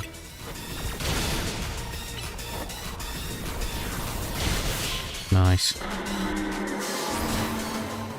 Some of them are good, some of them are a bit dumb. Rank C. Look how short he is, fam. No, I don't think I'm quite done with you yet. I'll see you at Hotel Z. Okay. Why don't you just talk to me here? If you'd like a room, I'd be happy to get you checked in, sir. Please follow me. Okay. Man's booking a room. You really are huge, old man. Yeah, he's a lot taller than you. Very nice work, kid. The room was spotless. I could tell care went into every detail, every corner. You even prepared a special breakfast for Scoliopede and the crew. Here's what I owe you for my stay. Absolutely nothing. And here's a tip for you, kid. This is way too generous. Don't worry about it, everyone knows I'm a good tipper. Ah, if it isn't urbane. About that loan, we'd really appreciate if you could repay it soon now if possible. Alright, just happened to full amount. Oh, okay. Very good. You must always return what you borrow. It's important to follow rules like this in life. What are those? The Mega Rings and Mega Stones you two... Oh, crap. Same here. Cheers, AZ. Look, we've got news Mega. But isn't your partner a star you? Star you can't Mega Evolve. It has to be a star me. Yeah, okay, so I have seen this one. I have been spoiled of Mega Star me. It looks absolutely ridiculous. That aside, Tom Ray, Mega Scrafty. What? Right, let's see Mega Scrafty then, shall we?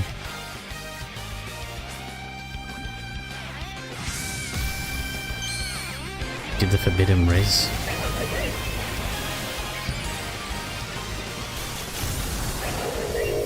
That is crap.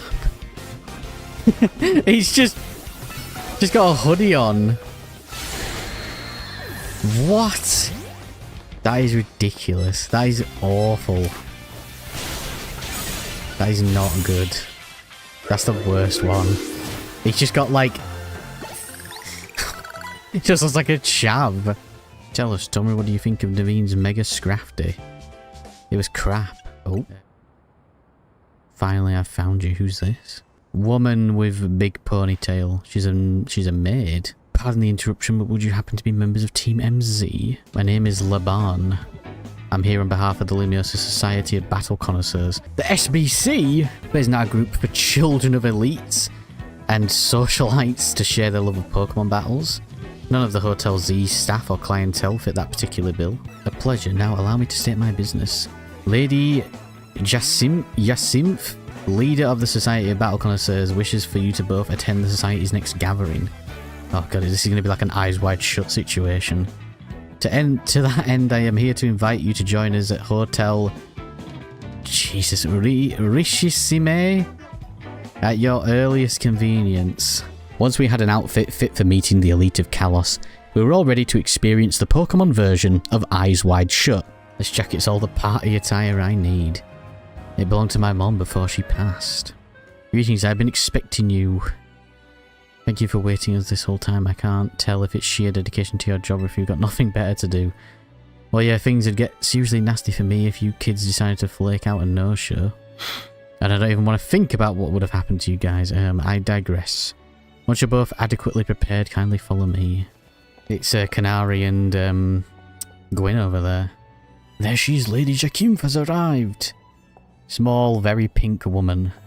Bienvenue! And hello to one and all, I am Jacinth. Just the other day we were joined by Gala's former champion, Leon! Really? Oh, sick! Honoured guests, I am Jacinth. I am thrilled to announce a very special tournament for your enjoyment today. I went back, she said former, so fair enough. I call it Le Super Torneo de Jacinth. The Super Tournament of Jacinth Tournament. Oh, that's me phone, my bad. What's up, Vinny? Got some rogue Mega Evolutions? Got it, I'll work out a plan. What could possibly be so important? We're just gonna leave? Okay. Okay. In a move that I would expect of myself, in all honesty, Urbane was more interested in getting the rogue Megas dealt with than progressing the story. This time our targets were Mega Venusaur, Altaria, and Frostlass. Vinny's intel says that Pokemon falling victim to rogue Mega Evolution getting stronger. Oh. When did she get here? And what exactly is this rogue Mega Evolution problem, might I ask? Oh, come on, does anyone actually think we need to go over it again from the start? Wait a minute. Now you mention it, does this strategy feel mildly weird? Sounds like you're imagining things. Or maybe not. What are you doing here? In any case, when might I expect you to join us for the tournament? Not anytime soon, fam. Go back. Bugger off. Do not take kindly to those who make light of my tournaments. I don't care. We don't want to be a part of it. Go away. We are the true Venusaur.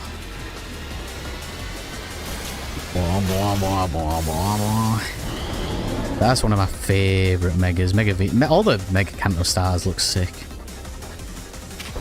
Oh, what's going to be the gimmick of this one? This fight was a little bit annoying. Firstly, he was quite bulky and had powerful ranged and AoE attacks, as well as the ability to heal. But trying to get your Pokemon to focus on Venusaur instead of the vines he throws around is quite annoying.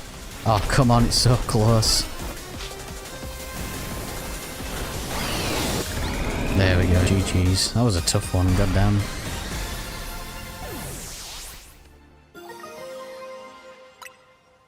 But at least we can get Mega Venusaur now. Oh my god.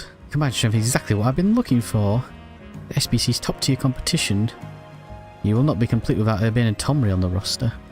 I do hope the two of you will come to the hotel. God. Shut up. Mega Altaria is cool. I quite like Mega Altaria. Boom. Big cloud bird. Alright. Let's go. Due to Mega Altaria flying for like 80% of the battle, I couldn't use Mega Fraligator's Ice Fang to one-shot it, so I had to rely on Pidgeot, which made the fight a lot longer than it should have been. The fight was still a lot of fun. I loved avoiding its Twister attack, and this was the first time I'd actually fought to withdraw my Pokemon during a big attack, as Pidgeot would just like run into the Twister and just get melted. Oh, come on. So close. Die. There we go. That was a fun one. I enjoyed that. Altaria Knight. Oh, she's back again. I am convinced that my tournament... Oh, God. Shut up. Go away. I guess I could try... I don't know. I'll just switch out until I see something that's not weak. Oh, that's cool. Got a big dress on. It's ice. Yeah, but birds like ice. Mega Frostlass, the new Mega of this free, was fairly easy, but had a really cool AoE mechanic, which took me right back to the Final Fantasy XIV days. Frostlass would place icicles around the arena, and only one of them would not break. You then have to run and hide behind the icicle to avoid its giant AoE attack. This is super MMO coded. Oh, this easy. Easy as alt, mate. I think it's about the same, really. Right, back to the hotel. She legit worries me. I definitely get why Laban was trying to warn us. Oh. She's turned the hotel into a battle zone. Why is the hotel surrounded by... Wait, is this a battle zone? Well, similar to the wild zones and battle zones, you know, this one is for my own personal use. Please feel free to admire how the colour of the holotech avatar expertly matches the zone. Well then, my dearest Laban, I shall leave the rest to you. Adieu. Now do you have to fight her, I'm guessing. Let's go. Looks like I finally get to cut loose in a real battle for once. Did you drop your personality? Shut it, punk! I'll deal with you next. Get ready for a taste of who I used to be before Jacinth came along. Okay.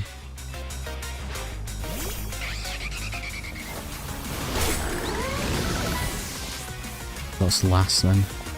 Don't get beat by the cat lady. Dragalga. Oh, there's no way this has a Mega. This Pokemon's crap. I hate this thing.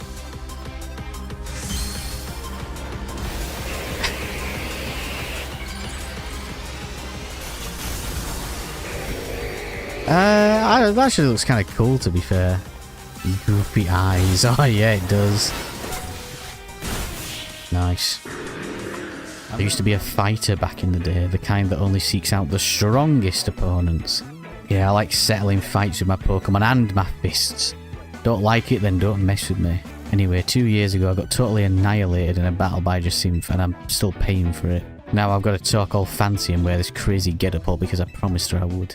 After being forced against our will, Jacinth, I still don't know if I'm saying that right, made us go get our next challenger ticket so we could take part in her little tournament. Finally been waiting for you forever, Tomry. What do you mean? Oh, God, it's like an actual tournament bracket. As you can see, I am the Ultra Deluxe top seed. Yeah, love. She really planned this whole thing out to cater to herself as much as possible. And then, my dear friends, let the tournament commence.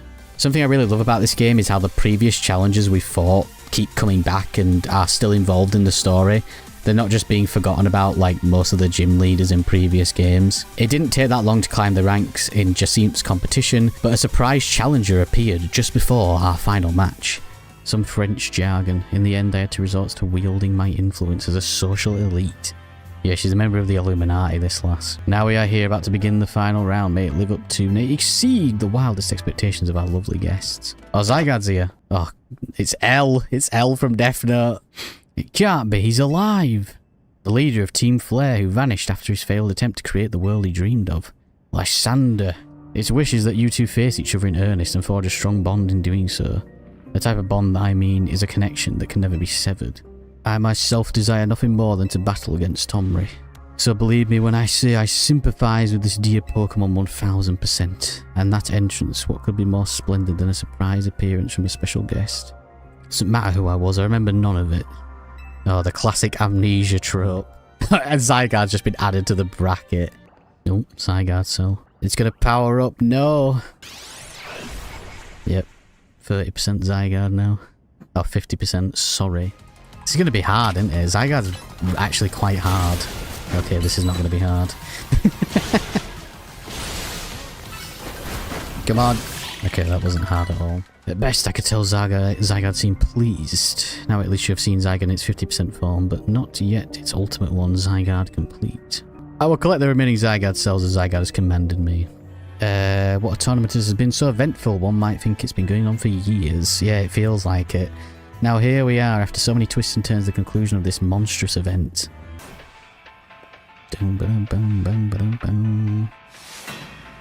Woman. I wonder what her Mega's going to be. Well, it's probably going to be some kind of dragon type, I imagine. It was time to finally face the leader of Majestic 12. An extremely easy fight for all this build-up, but her Mega was something I had no idea what to make of. Mega Clefable? Let's see what this looks like then. Oh my god. That is ridiculous. Has a nipple on its head. I think it's meant to be like a hat, but it just looks, that looks ridiculous. Oh well, GG's. Easy enough. Rank B. B for bum. Damn. Angie. You're meant to be the guardian of the city, towering over her and watching her always. A 3,000-year-old desire once foolishly held. A 3,000-year-old mistake so very foolishly made. Even cost me you, my beloved Floette. Now these bright young lives must pay my remaining debts, or Lumios's future will be lost. The firing of the ultimate weapon the first time is what I feel started Megas. But then the second time when Lysander did it in X and Y, we never really saw what happened, like after he fired the ultimate weapon a second time. So I'm going to guess that that's what's going to lead into this. What do you mean, AZ?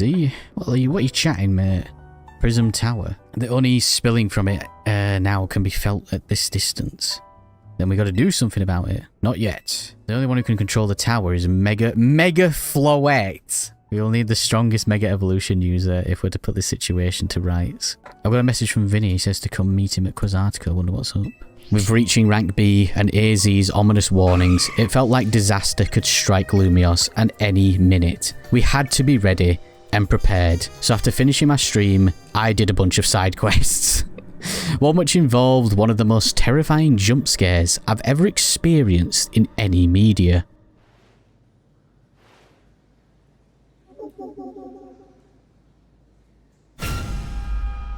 Once those were wrapped up, me and Urbane went to Quasartico to hear more information about what they were actually doing at the Prism Tower, which was now completely covered in their construction material. When we began investigating Prism Tower to plan for repairs and improvements, we became aware of something we had not anticipated.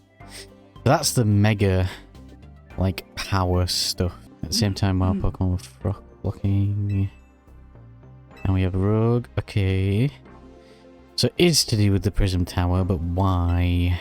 That jacket of yours, where did you obtain it? It used to be his mum's jacket. It's not going to turn out that she's his mum. That would be kind of very random plot element. Oh, we've got some more Rogue Megas. Saying she recognises that jacket. Meaning she might be related to him, but like, what relevance would that hold? Let's go find out what Megas we're dealing with. Then it was time for more Rogue Megas, and one I was super looking forward to. Mega Dragonite, Mega Tyranitar, and Mega Starmie. Mega Dragonite was the first new Mega to be revealed for this game, but Mega Starmie was also a new Mega, but I had been spoiled on it, and I could not wait to see it for myself.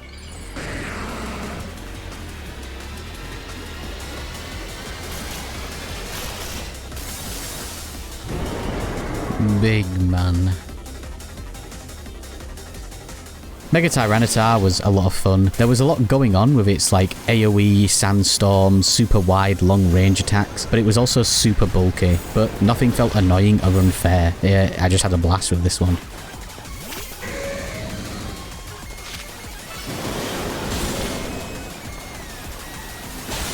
Nice.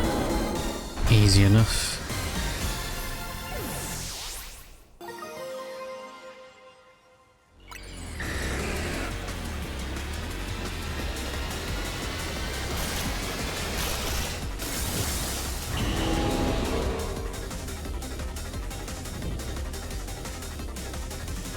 Mega Dragonite was an absolute pushover. I love the design, but goddamn was he easy. With Mega Feraligatr, I absolutely melted him. Even his whirlwind attack that like follows you around was easy enough to avoid, and I just withdrew Feraligatr to get him out of the way. I did, however, get one shot by the Hyper Beam that I failed to break for his build-up one time. Oh no. Well. Oh, might as well save Feraligatr.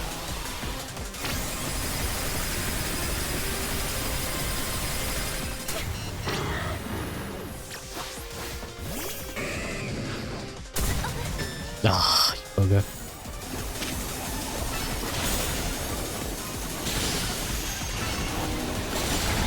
Nice. I do like Mega Dragonite. Still haven't seen what it's shiny. I mean, I don't know what any of the new Megas shiny look like, in all honesty. On my way to Mega Starmie, we got caught up in a battle with Felipe. Is it Felipe? Philippe? I'm going to say Felipe, from the Rust Syndicate, who explained a bit more about his past and his relationship with Corbu. Again, it's really good to see these characters are not being forgotten about in the story, and they're still being used to help fill some gaps in other character stories with people like Lysander.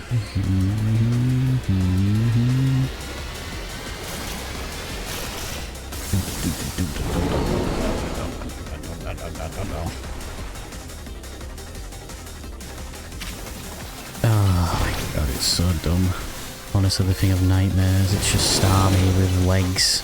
This thing is incredible. I love it. It's like some sort of cosmic horror.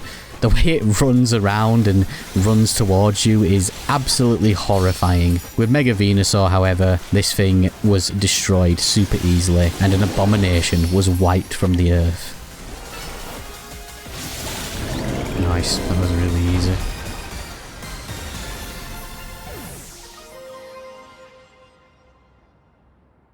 Who's going to be our next rank up opponent? There we go, speaking of. Who in the world? Grissom. Our next and final matchup rank would be against a person called Grissom, a mysterious trainer who we knew nothing about, not even what they looked like. So we went to Emma for her investigation skills, but she wanted a battle first, of course. I'll be using Pokemon that given to me by a man who played an important role in my life. Malamar, everyone, let's go! Oh, here we go, Mega Malamar. So these are Pokemon that Looker gave her. It was also really cool to see her using some of her Pokemon from the Looker side quest in X and Y, mainly the Malamar, who we all know is everyone's best friend. There it is. Everyone's best friend, Malamar.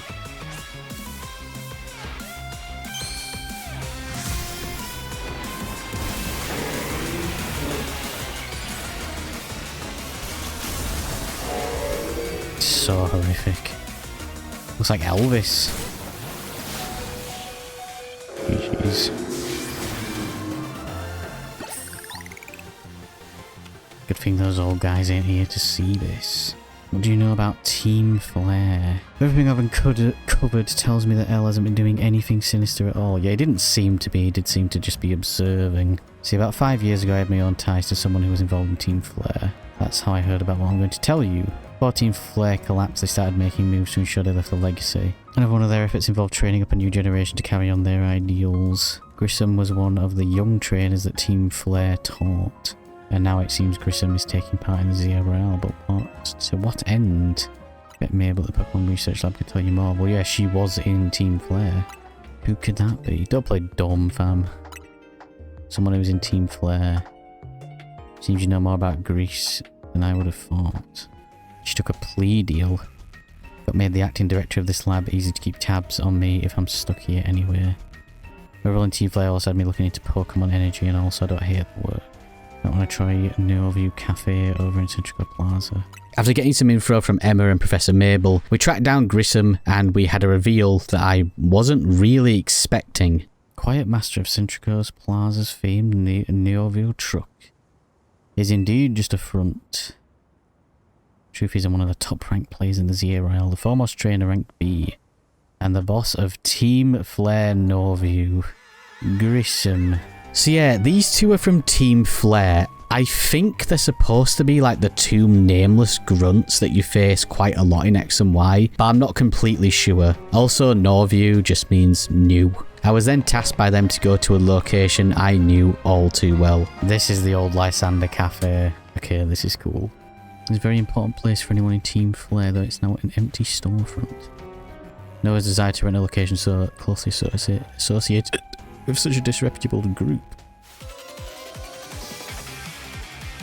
Oh mate, this music. This is sick.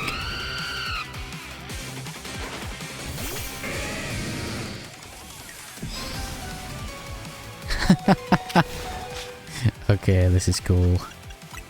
Their battle theme was so cool to hear, and this fight was an absolute joy. I had like a big smile on my face the entire time, and that smile grew even wider when I realised I could have a full team of Megas. Pyro. Yep, Mega Pyro. Mate, so I can have a full team of Megas, oh hell yeah. I can Mega my Pyro as well now. That's pretty sick. Oh no, actually wait. The main looks a bit dumb. I thought he was going to look cool, but I don't know about it now. Air slash.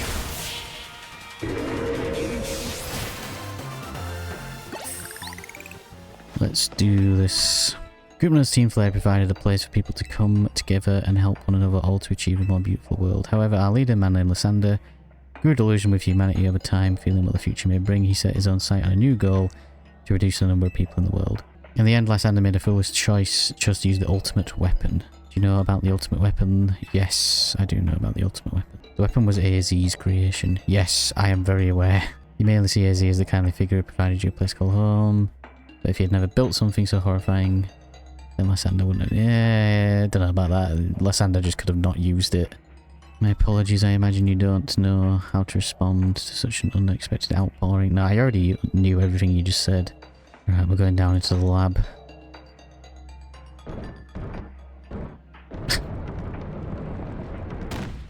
Oh, this is cool. This is sick. Oh, wow. Okay. Exploring the abandoned Lysander Cafe was super cool. I loved revisiting it. It gave me big Aperture Science energy from Portal 2, where you explore like the old areas of the lab. I am just... Oh, this is the room where you face off with Emma and Zerowick in the Looker story. This is cool. This is fresh in my mind, this. Okay, that's cool. Basement 2? I'm still unsure as to why they let you go down to the second basement when the door doesn't open. I'm gonna guess it's something to do with the DLC, because why would they bother modelling the area and letting you go to it if there's no use for it? There it is. Ultimate weapon. A up L. AZ created the weapon. Yes, I'm very aware. He also made a device that now dwells within Prism Tower. But to activate the device required a certain Pokemon, one particular Floette. And there's no way to know where that Floette could be found. I mean, even AZ didn't know where it was. That led me to abandon my plans for the tower's device, but the ultimate weapon could still be activated using the key AZ carried, and so I did. There was an explosion, I remember that much, though I cannot recall the cause of it. Perhaps the weapon was incomplete. Zygarde saved him. It works to protect all living creatures in the area from the light raining down the deadly light of the ultimate weapon. In doing so, Zygarde exhausted its own power. But the weapon's activation, the device in Prism Tower's awakened, sensing danger. Now it has become a threat to Lumios. Sooner or later, the tower will enter a frenzied state similar to Rogue Mega Evolution. The only one who can bring it back under control is AZ's Floette. You need the Eternal Flower and a trainer who can draw forth her full power. Even though a lot of this information, like, I already know from playing X and Y, it's good that they're going over it in a lot more detail and a lot more, like, straightforward, because in X and Y, it's very all over the place. They don't really explain anyone's intentions or motivations very well. Okay, lore dump time. In the war that occurred 3,000 years ago, many things were lost. So many Pokemon had their futures stolen. People lost their everyday lives. And my Floette was sent to the front lines where she lost her life. I made a device, a machine that could grant life. Also, I could revive Floette. I brought Floette back to life. Got Got back once. What? I got back what I had once most loved, but my rage had not subsided. Are we going to get high? Oh! Okay, this is cool. Because in X and Y, obviously this cutscene is on like a 3DS screen, so it's really low res. We're actually getting like this in like, you know, HD. In my rage, I remade the device into the ultimate weapon. I put an end to the senseless conflict that would have taken everything from us by becoming destruction itself. But Floette must have known the truth. She must have realised that life I had given her was stolen from so many others. She left me and I wandered alone for 3,000 years. During those long years of aimless wandering, a man of great power asked me for my help. He said he wanted a way to protect Kalos. At this I thought to myself, I cannot make another device that would take from others, but perhaps I could make one that would share the eternal life I had bestowed upon Floette. That is what RNG is. It's what's hidden deep within Prism Tower. I built RNG to give meaning to the eternal life I had burdened Floette with. It was, in one sense, my attempt to atone for what I had done to Floette. The tower is emitting excessive amounts of mega power even without Mega Floette present. This is only conjecture on my part, but I believe it may be related to the ultimate weapon being fired 5 years ago. So it is something to do, so that's what happened, is the weapon being fired 5 years ago activated this RNG device, and now it's creating all this new mega energy, and I imagine the device being fired 3,000 years ago is what created megas in the first place. It has led to this rampant rogue mega evolution. The Pokemon suffer, Pokemon come to harm. Oh, I'm so glad he's getting the spotlight he deserves, man. His story's so good in X and Y, but it's just like, it's so short. So just keeps the eye out, gotta go beat Grissom. I'll win for sure. After all those bombshells and with the end looming, I got all my side quests wrapped up. My favourite one involving me joining a cult around Starmie, and I pondered on how the ending was going to pan out. Who was the real villain? Or maybe there was no villain at all, and this was just people's pasts coming back to haunt them.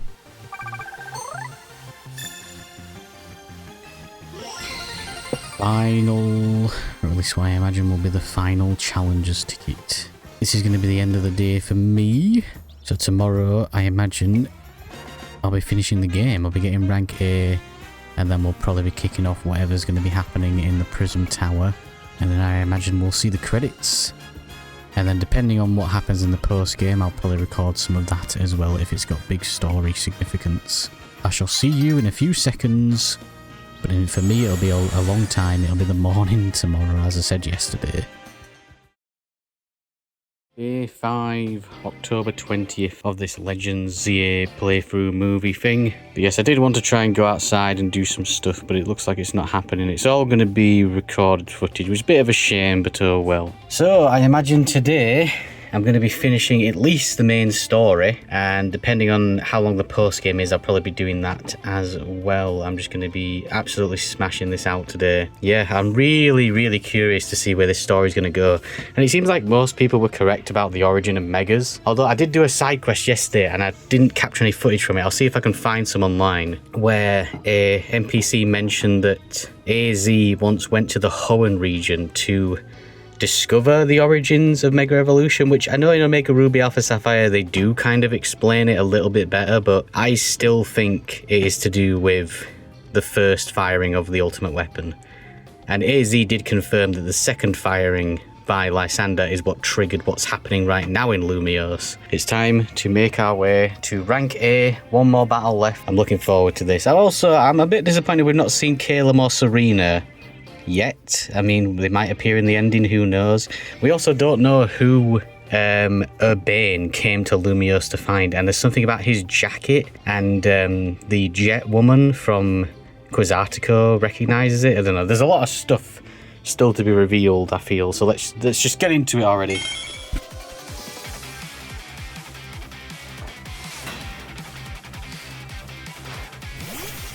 Pangoro.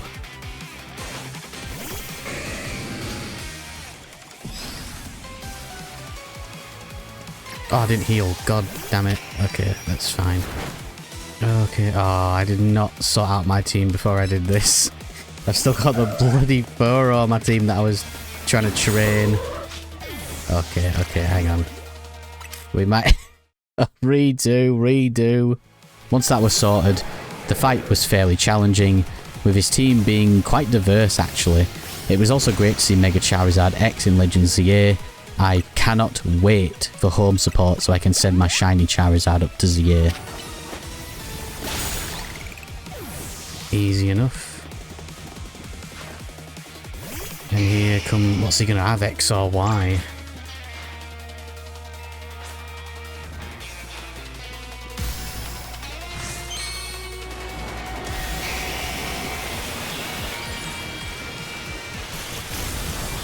Of course it's X. I mean, best choice. Go on then. Oh, you bugger. GG's. That wasn't too bad. Victory is confirmed. We did it. Rank A. Can we get his wish now? I think it's cool to kind of hear, like, because most you get from the teams is just like, oh, we're evil, we do this, we follow the great leader. You kind of see more of, like, what the teams... I mean, it is probably still, like, you know, indoctrination, but a lot of the Team Flare people who I've spoken to, you kind of understand, like, why they admired Lysander that night. Oh. Something to do with the Prism Tower. Looks like things are taking a turn for the worse. Canary is streaming about it. Look. Yep. It's like what was happening at the start of the game. Situation looks dire. We need you on this right away.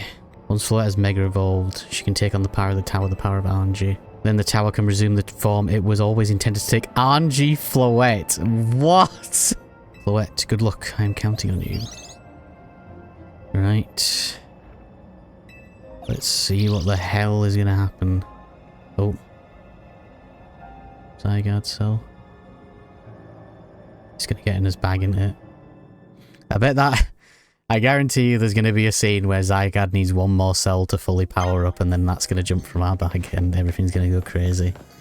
Oh, that is cool. That is a cool shot. Let's get a selfie real quick. That's good. For some reason, Bane wanted to focus less on the possible end of the world and instead on who was actually the winner of the Z-A Royale, which it didn't end up mattering in the end anyway, because he still wanted to go in the tower.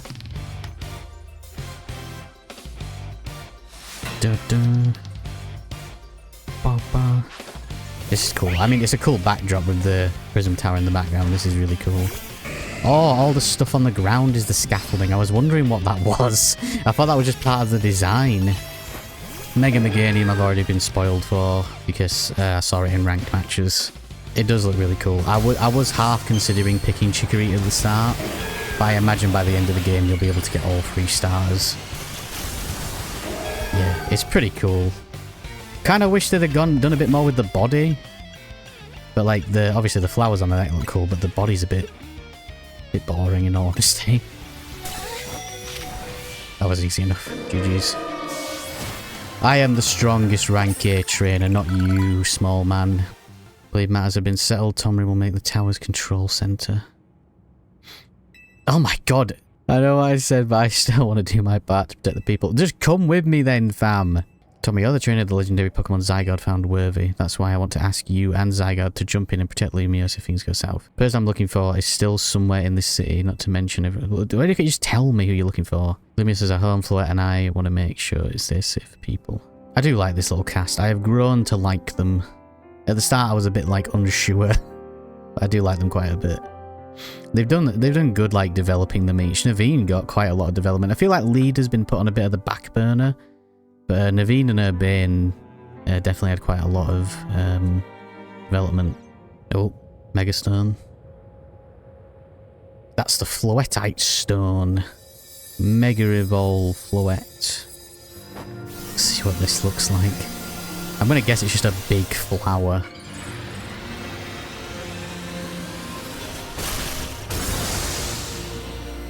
Yep, I was pretty right. It looks cool.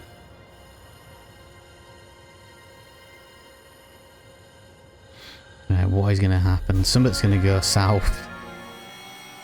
Off he goes. I wonder if we'll actually be able to go in the prism tower at the end of the game, if there's actually anything in there. Okay. Is that just AZ's throne?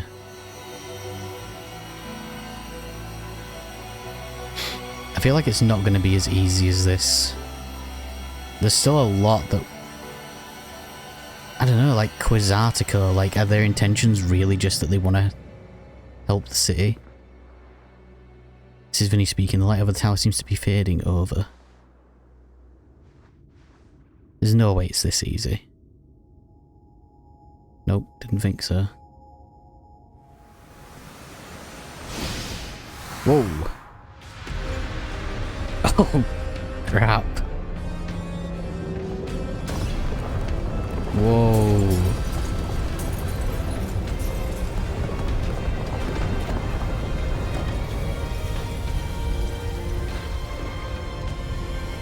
Oh my god.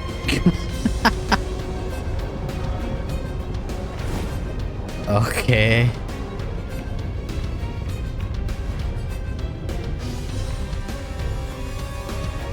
This is the mega... Wow, this is mega RNG floette, I'm guessing. Kind of looked like circuitry at first. Gotta take a selfie with this. So ridiculous. I see Zygarde on a rooftop in the Magenta district. Think it might be waiting for you. Oh.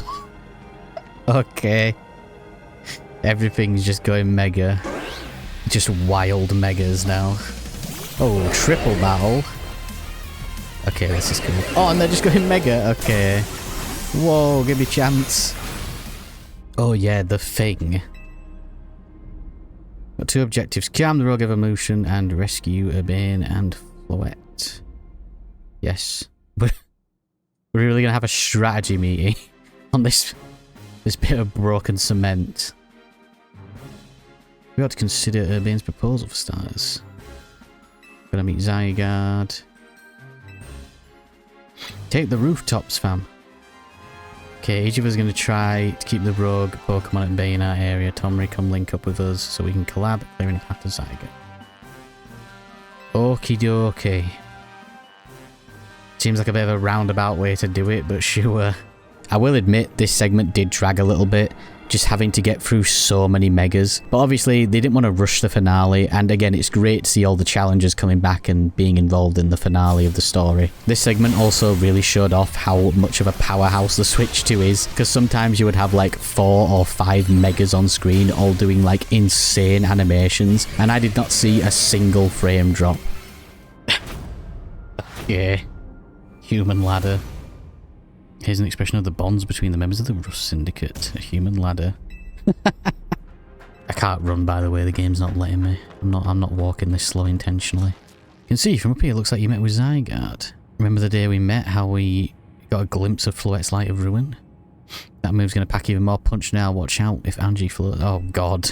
I've gathered 99 of the lost Zygarde souls and 1 cell remains. Oh, yeah. I definitely didn't just call this.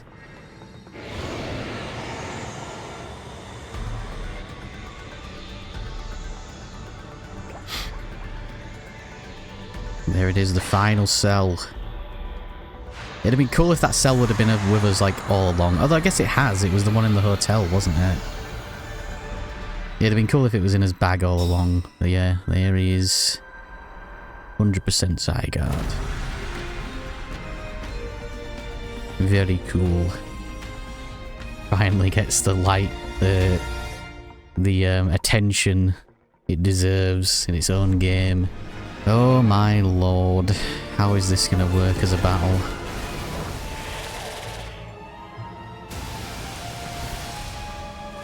Oh wow. We're actually fighting. It's actually like just a traditional boss fight. It's not like like a Pokemon fight. Like when you fight Lucamine, it's just like, oh, it is, okay. I spoke too soon. Well, I guess we're not actually fighting like Pokemon. That's kind of like one thing in the Lucamine fight where it's like you don't even fight her, you just fight a team. The fight between these two flowers was really annoying. I'm not going to mince words. Having them so close together made it hard to just focus on one of them. Plus they had no type, so you just had to rely on high power moves. Towards the end as well, the blue flower had like a poison AoE that just did not stop and it was hard to get a hit in. I do like how Zygarde is super involved in the fight though. It feels like you're actually aiding each other rather than Zygarde just carrying us. Also, yes, the flowers are blue and red, like X and Y. Mad thing.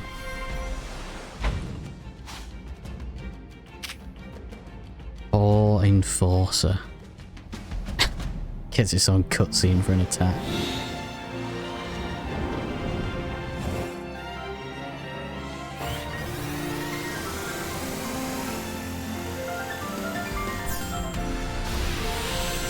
Oh, Z! For Zygarde. There's no way it's dead. There's no way that's it. Don't forget about us. Okay, yeah, you all helped as well. Sure. One last step, Floet. Do your thing. Yeah, I didn't think that was gonna be it. Ultimate weapon.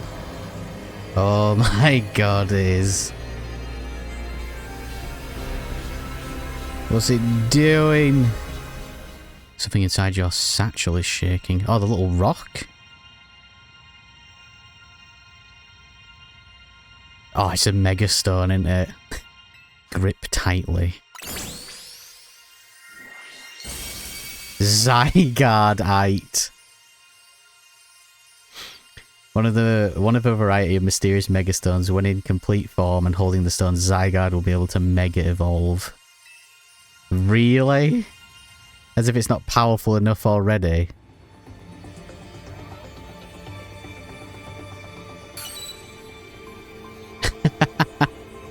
Okay.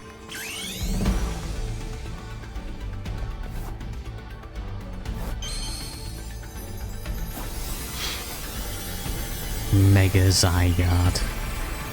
Of all the things.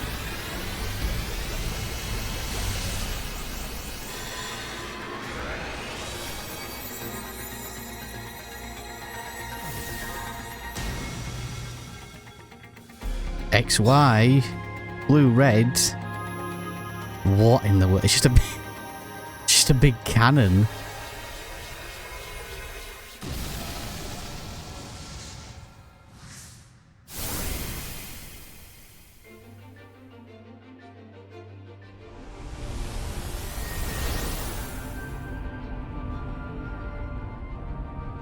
Bloody hell.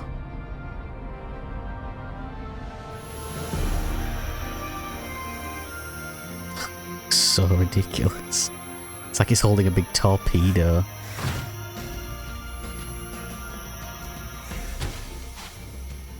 Oh, got to do an attack. Core Enforcer becomes Nihil Light. Let's do it.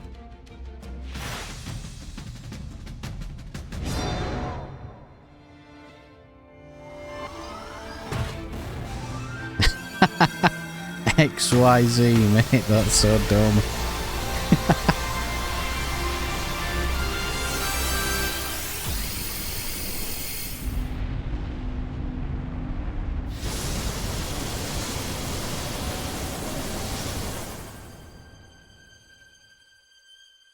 Whoa, that's cool.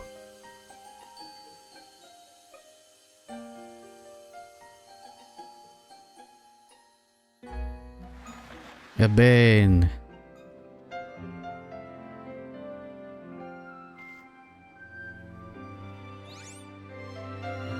Just like the scope of it, like it feels like a proper like JRPG ending. Like final sequence. Like something from a Tales game even. As ever, it is our choices today that shape tomorrow's.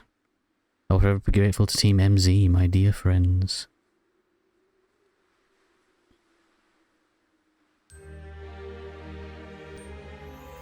Bloomin' hell. What a game. Oh, I was going to take a screenshot as well. I can't post that. Well, I'll do a screenshot for myself. Oh, I don't want a screenshot of her. I want one of the cool tower. I imagine there's going to be post-game, so the video's not ending here, but I guess I'll give my overall thoughts of the game. Easily up there with Arceus as one of the best Pokemon games. Well, modern Pokemon games, anyway.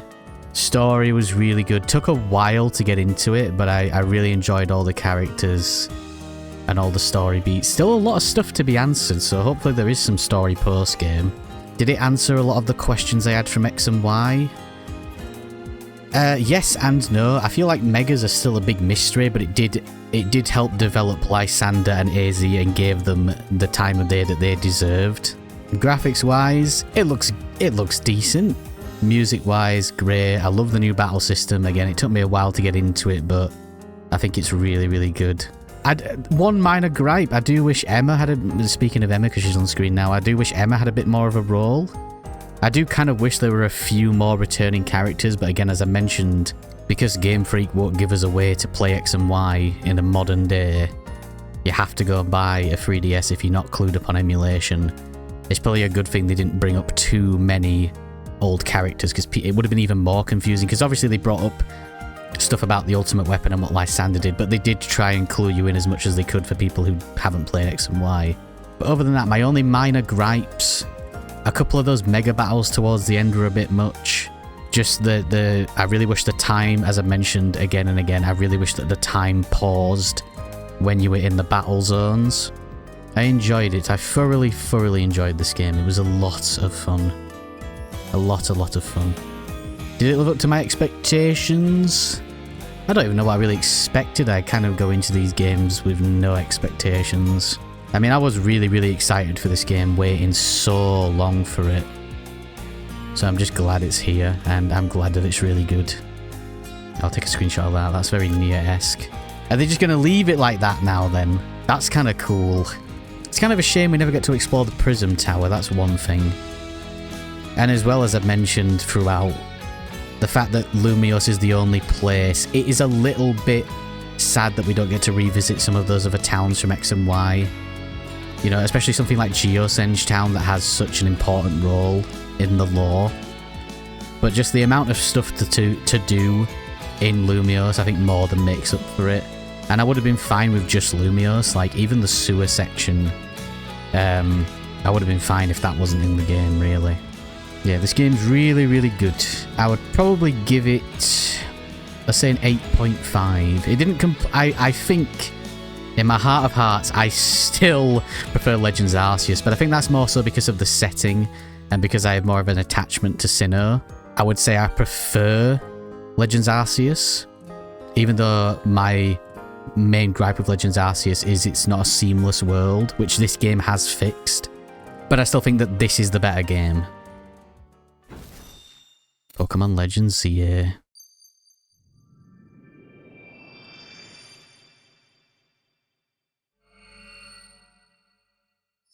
Where's AZ? AZ better not have left. Swear down. At least Floette was okay as well at the end there. Forgot to mention that.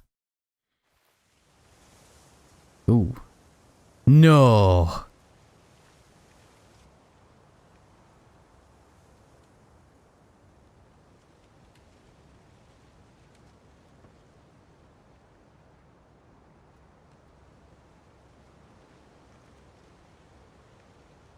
Oh my god.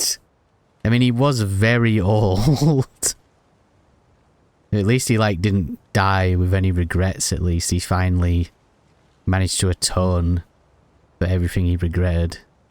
Seems like he handled all the preparations for it by himself.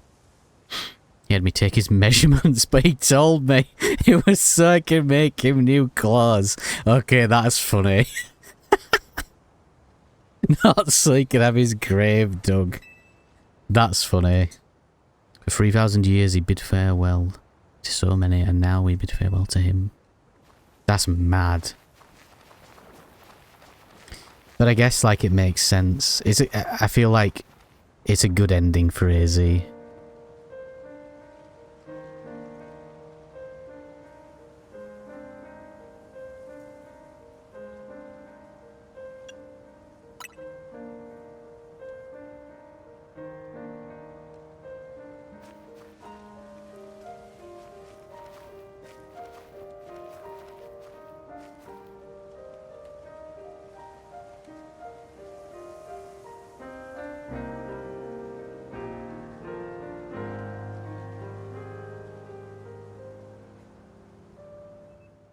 Some days after the events with the tower, as calm begins to return to the city, your alarm is going off.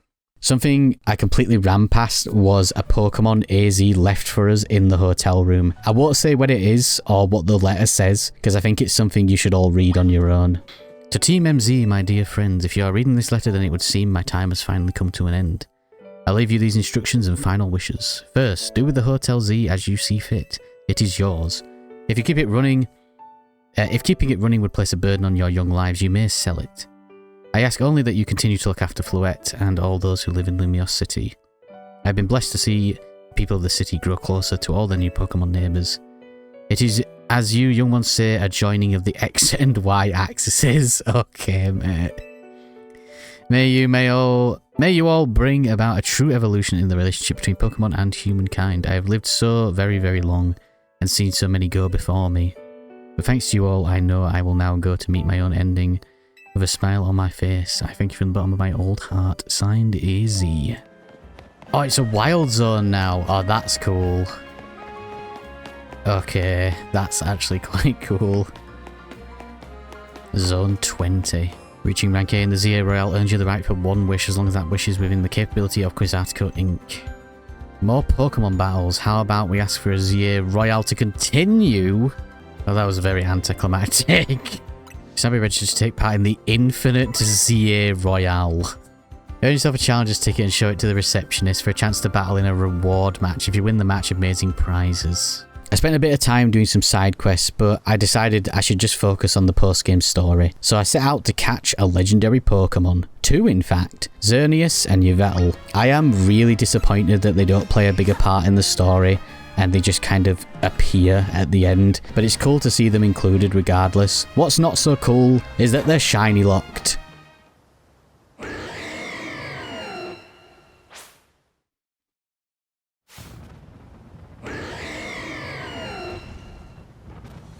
Oh wow, this music's oh yes! Okay, I do actually have to fight it. Come on, Absol. Oh. Pokeball. What?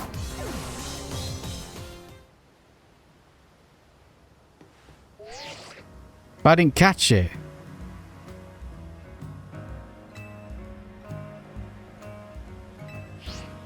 What? Please tell me I get another chance to catch that. Okay, right, I've got to catch it. Oh, so I've got to do that again. Oh, that's annoying. But like, why is the catch rate so low if you have to catch it? Right. Ultra Ball. Thank God. I had a hard time catching them both because the goal of the mission is to have you catch them. Like, if you knock them out, you have to try again. They should have just made the catch rate super high.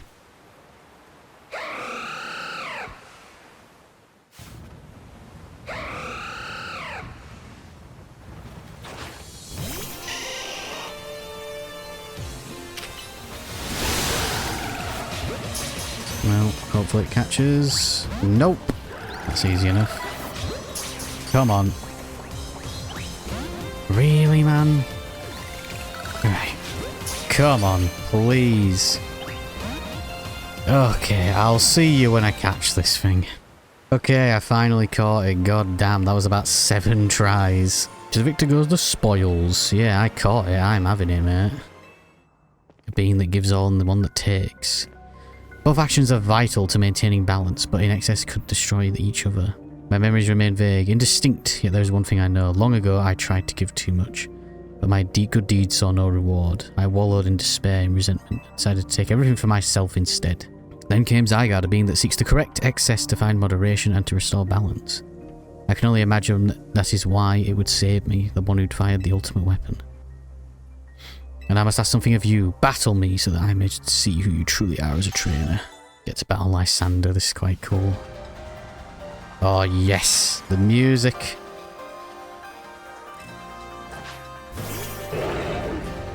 Oh, this is cool. This fight against Lysander was brilliant. The music, the setting, everything he's gone through, it felt like a really good send-off. What's he going to have a Mega of then? Oh, Mega... Oh, yeah. Mega Gyarados. Yep. I thought he might have changed it, but guess not.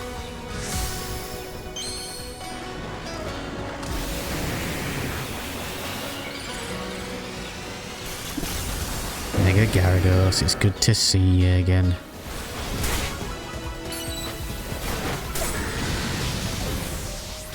Jesus. Come on. Nice. GG's, Lysander. That was a little bit tough, that. 5 years ago, a group of children stood against me in defiance. If I tried to understand them, perhaps I would have never fired the ultimate weapon. Oh, Zygarde's here. He's off. How curious. I believe it meant to beckon you to the tower. That much is what I can intuit from my experience working with Zygarde. Yep. I imagine this is going to be very hard.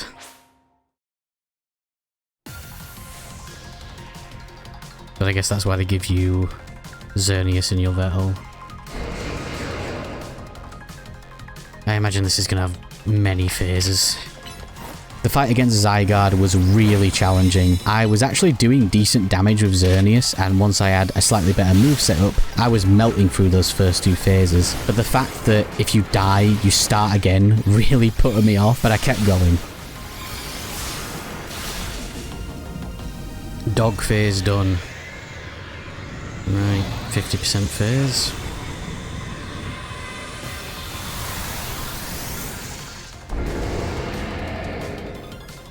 I have a feeling this is going to be tough. I really hope it just like lets you pick up from where you left off, like with all the other Mega Raids. Oh, something big. AoE! Oh my lord. At least I'm ahead of it. No, Xerneas, please, no. Right, okay, we're fine, we're fine, we're fine, we're fine. Oh, I don't think I'm going to be able to get it in. No, no, no, no, no, no, no, no, no.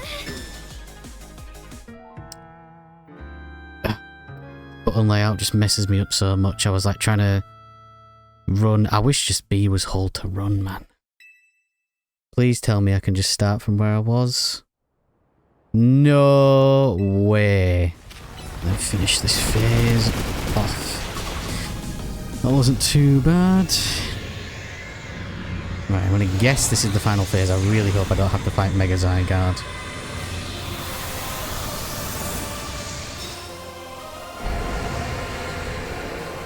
Right, 100% from Zygarde.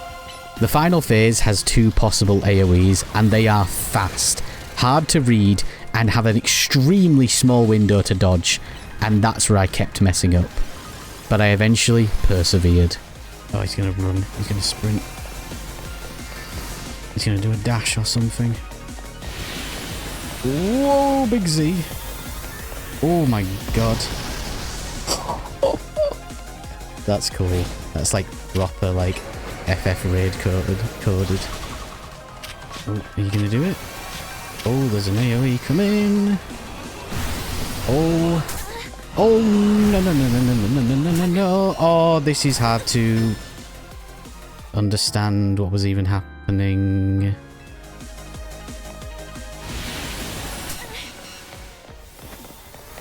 Oh my god, really? There's such a small window.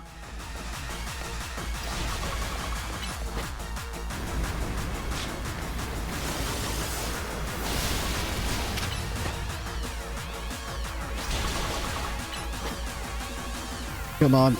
One last. Yes! That was rough. GG's. Imagine if it failed and you had to do it again. Oh my lord, I think that was like 5th attempt. Its attacks were hard. It was like those AoEs that were annoying. That big Z it does just... There's no indication of where it's going to go. There should be like an outline initially of where it's going to fire. And then it does it, so it gives you time to move. You should have this... I guess it's this... Zygarde Cube? Oh yeah. When Zygarde used up its strength protecting Pokemon from the light of the ultimate weapon, its parts scattered to far off places, absorbing the power of those lands and seeking humans who will give it aid. Guess that kind of explains why it's in a Alola. The moves that Zygarde used when it Mega Evolved. Reminded me of Z moves. Okay, mate. Like those used in the Alola region. Now it falls on me to ponder. What should I do with the 3,000 years I must live? Oh, wow. So he's going to live 3,000 years as well. I guess it's something to do with the ultimate weapon and like coming into contact with it. Thanks to what you and your Pokemon have done together, I have learned my lesson well. It is an outlandish dream far beyond my reach, but with 3,000 years' time, perhaps I can make it real. Much like AZ wandered far and wide across the world in search of Floette, I shall travel across vast reaches in search of ways to create the world I yearn for. Barring some great change, I doubt we will ever meet again, but I will carry these lessons with me. Au revoir, my young friend. See ya, Lysander. You finally got the development you deserved. And that's it. Quickly, I really want to add before I outro this footage, there is a post-game story with Urbane that I missed and forgot to record when I went back to do it later. You find out that Urbane's coat was actually Jet's gift to his mother, and Jet is his grandmother. His mother worked with Team Flare on the Holotech, and I suspect she is Aliana, just based on her personality. This is a really great scene, and I'm absolutely kicking myself that I didn't record it, but I highly recommend grinding out the post-game Z-A Royale and watching it for yourself. It gives Urbane the closure that I talk about wanting in my outro that I'm about to speak about, so just ignore it when I talk about all that. So here we are in front of Lumiose Station, where this all began just under a week ago now. I think during the credits I spoke most of what I wanted to say about this game. But yes, I'm very excited to see what the DLC brings. Hopefully some more answers about Urbane's past and what's going to happen with Lumiose going forward. And I'm really interested to see where they take the Legends formula next, although I imagine it might be a good while before we see that, because I think Legends Arceus came out in 22? So it's been 3 years, so I guess we've got time to ponder. I want to say, if you've made it this far into the video, and I imagine this video is going to be quite long, thank you so much for watching. This is the first time I've ever done a video like this, a big playthrough movie style video, and obviously, as always, I need to shout out Mr. Absolblogs Pokemon for the inspiration of doing a video like this, because I absolutely love his movie style videos that he does for new Pokemon games. And if you have made it this far, feel free to like, subscribe, and leave a comment. Have you played Z-A? What did you think? Are you thinking of picking it up? Let me know in the comments. But yes, thank you so much again for watching. It's been a good time back in Lumiose, and I am now going to do more side quests. I am not done with this game. I am just done with this game for this video. So I am off to take my time and try and complete this game as much as I can, and keep an eye out for some shiny hunts. I probably have, I say probably, no, I do have a few ideas for some shiny hunts that I'm going to be doing in this game. But yeah, GG's peeps. Thanks everyone for watching. Ta-da! And enjoy this new permanent outro music. Have a good one.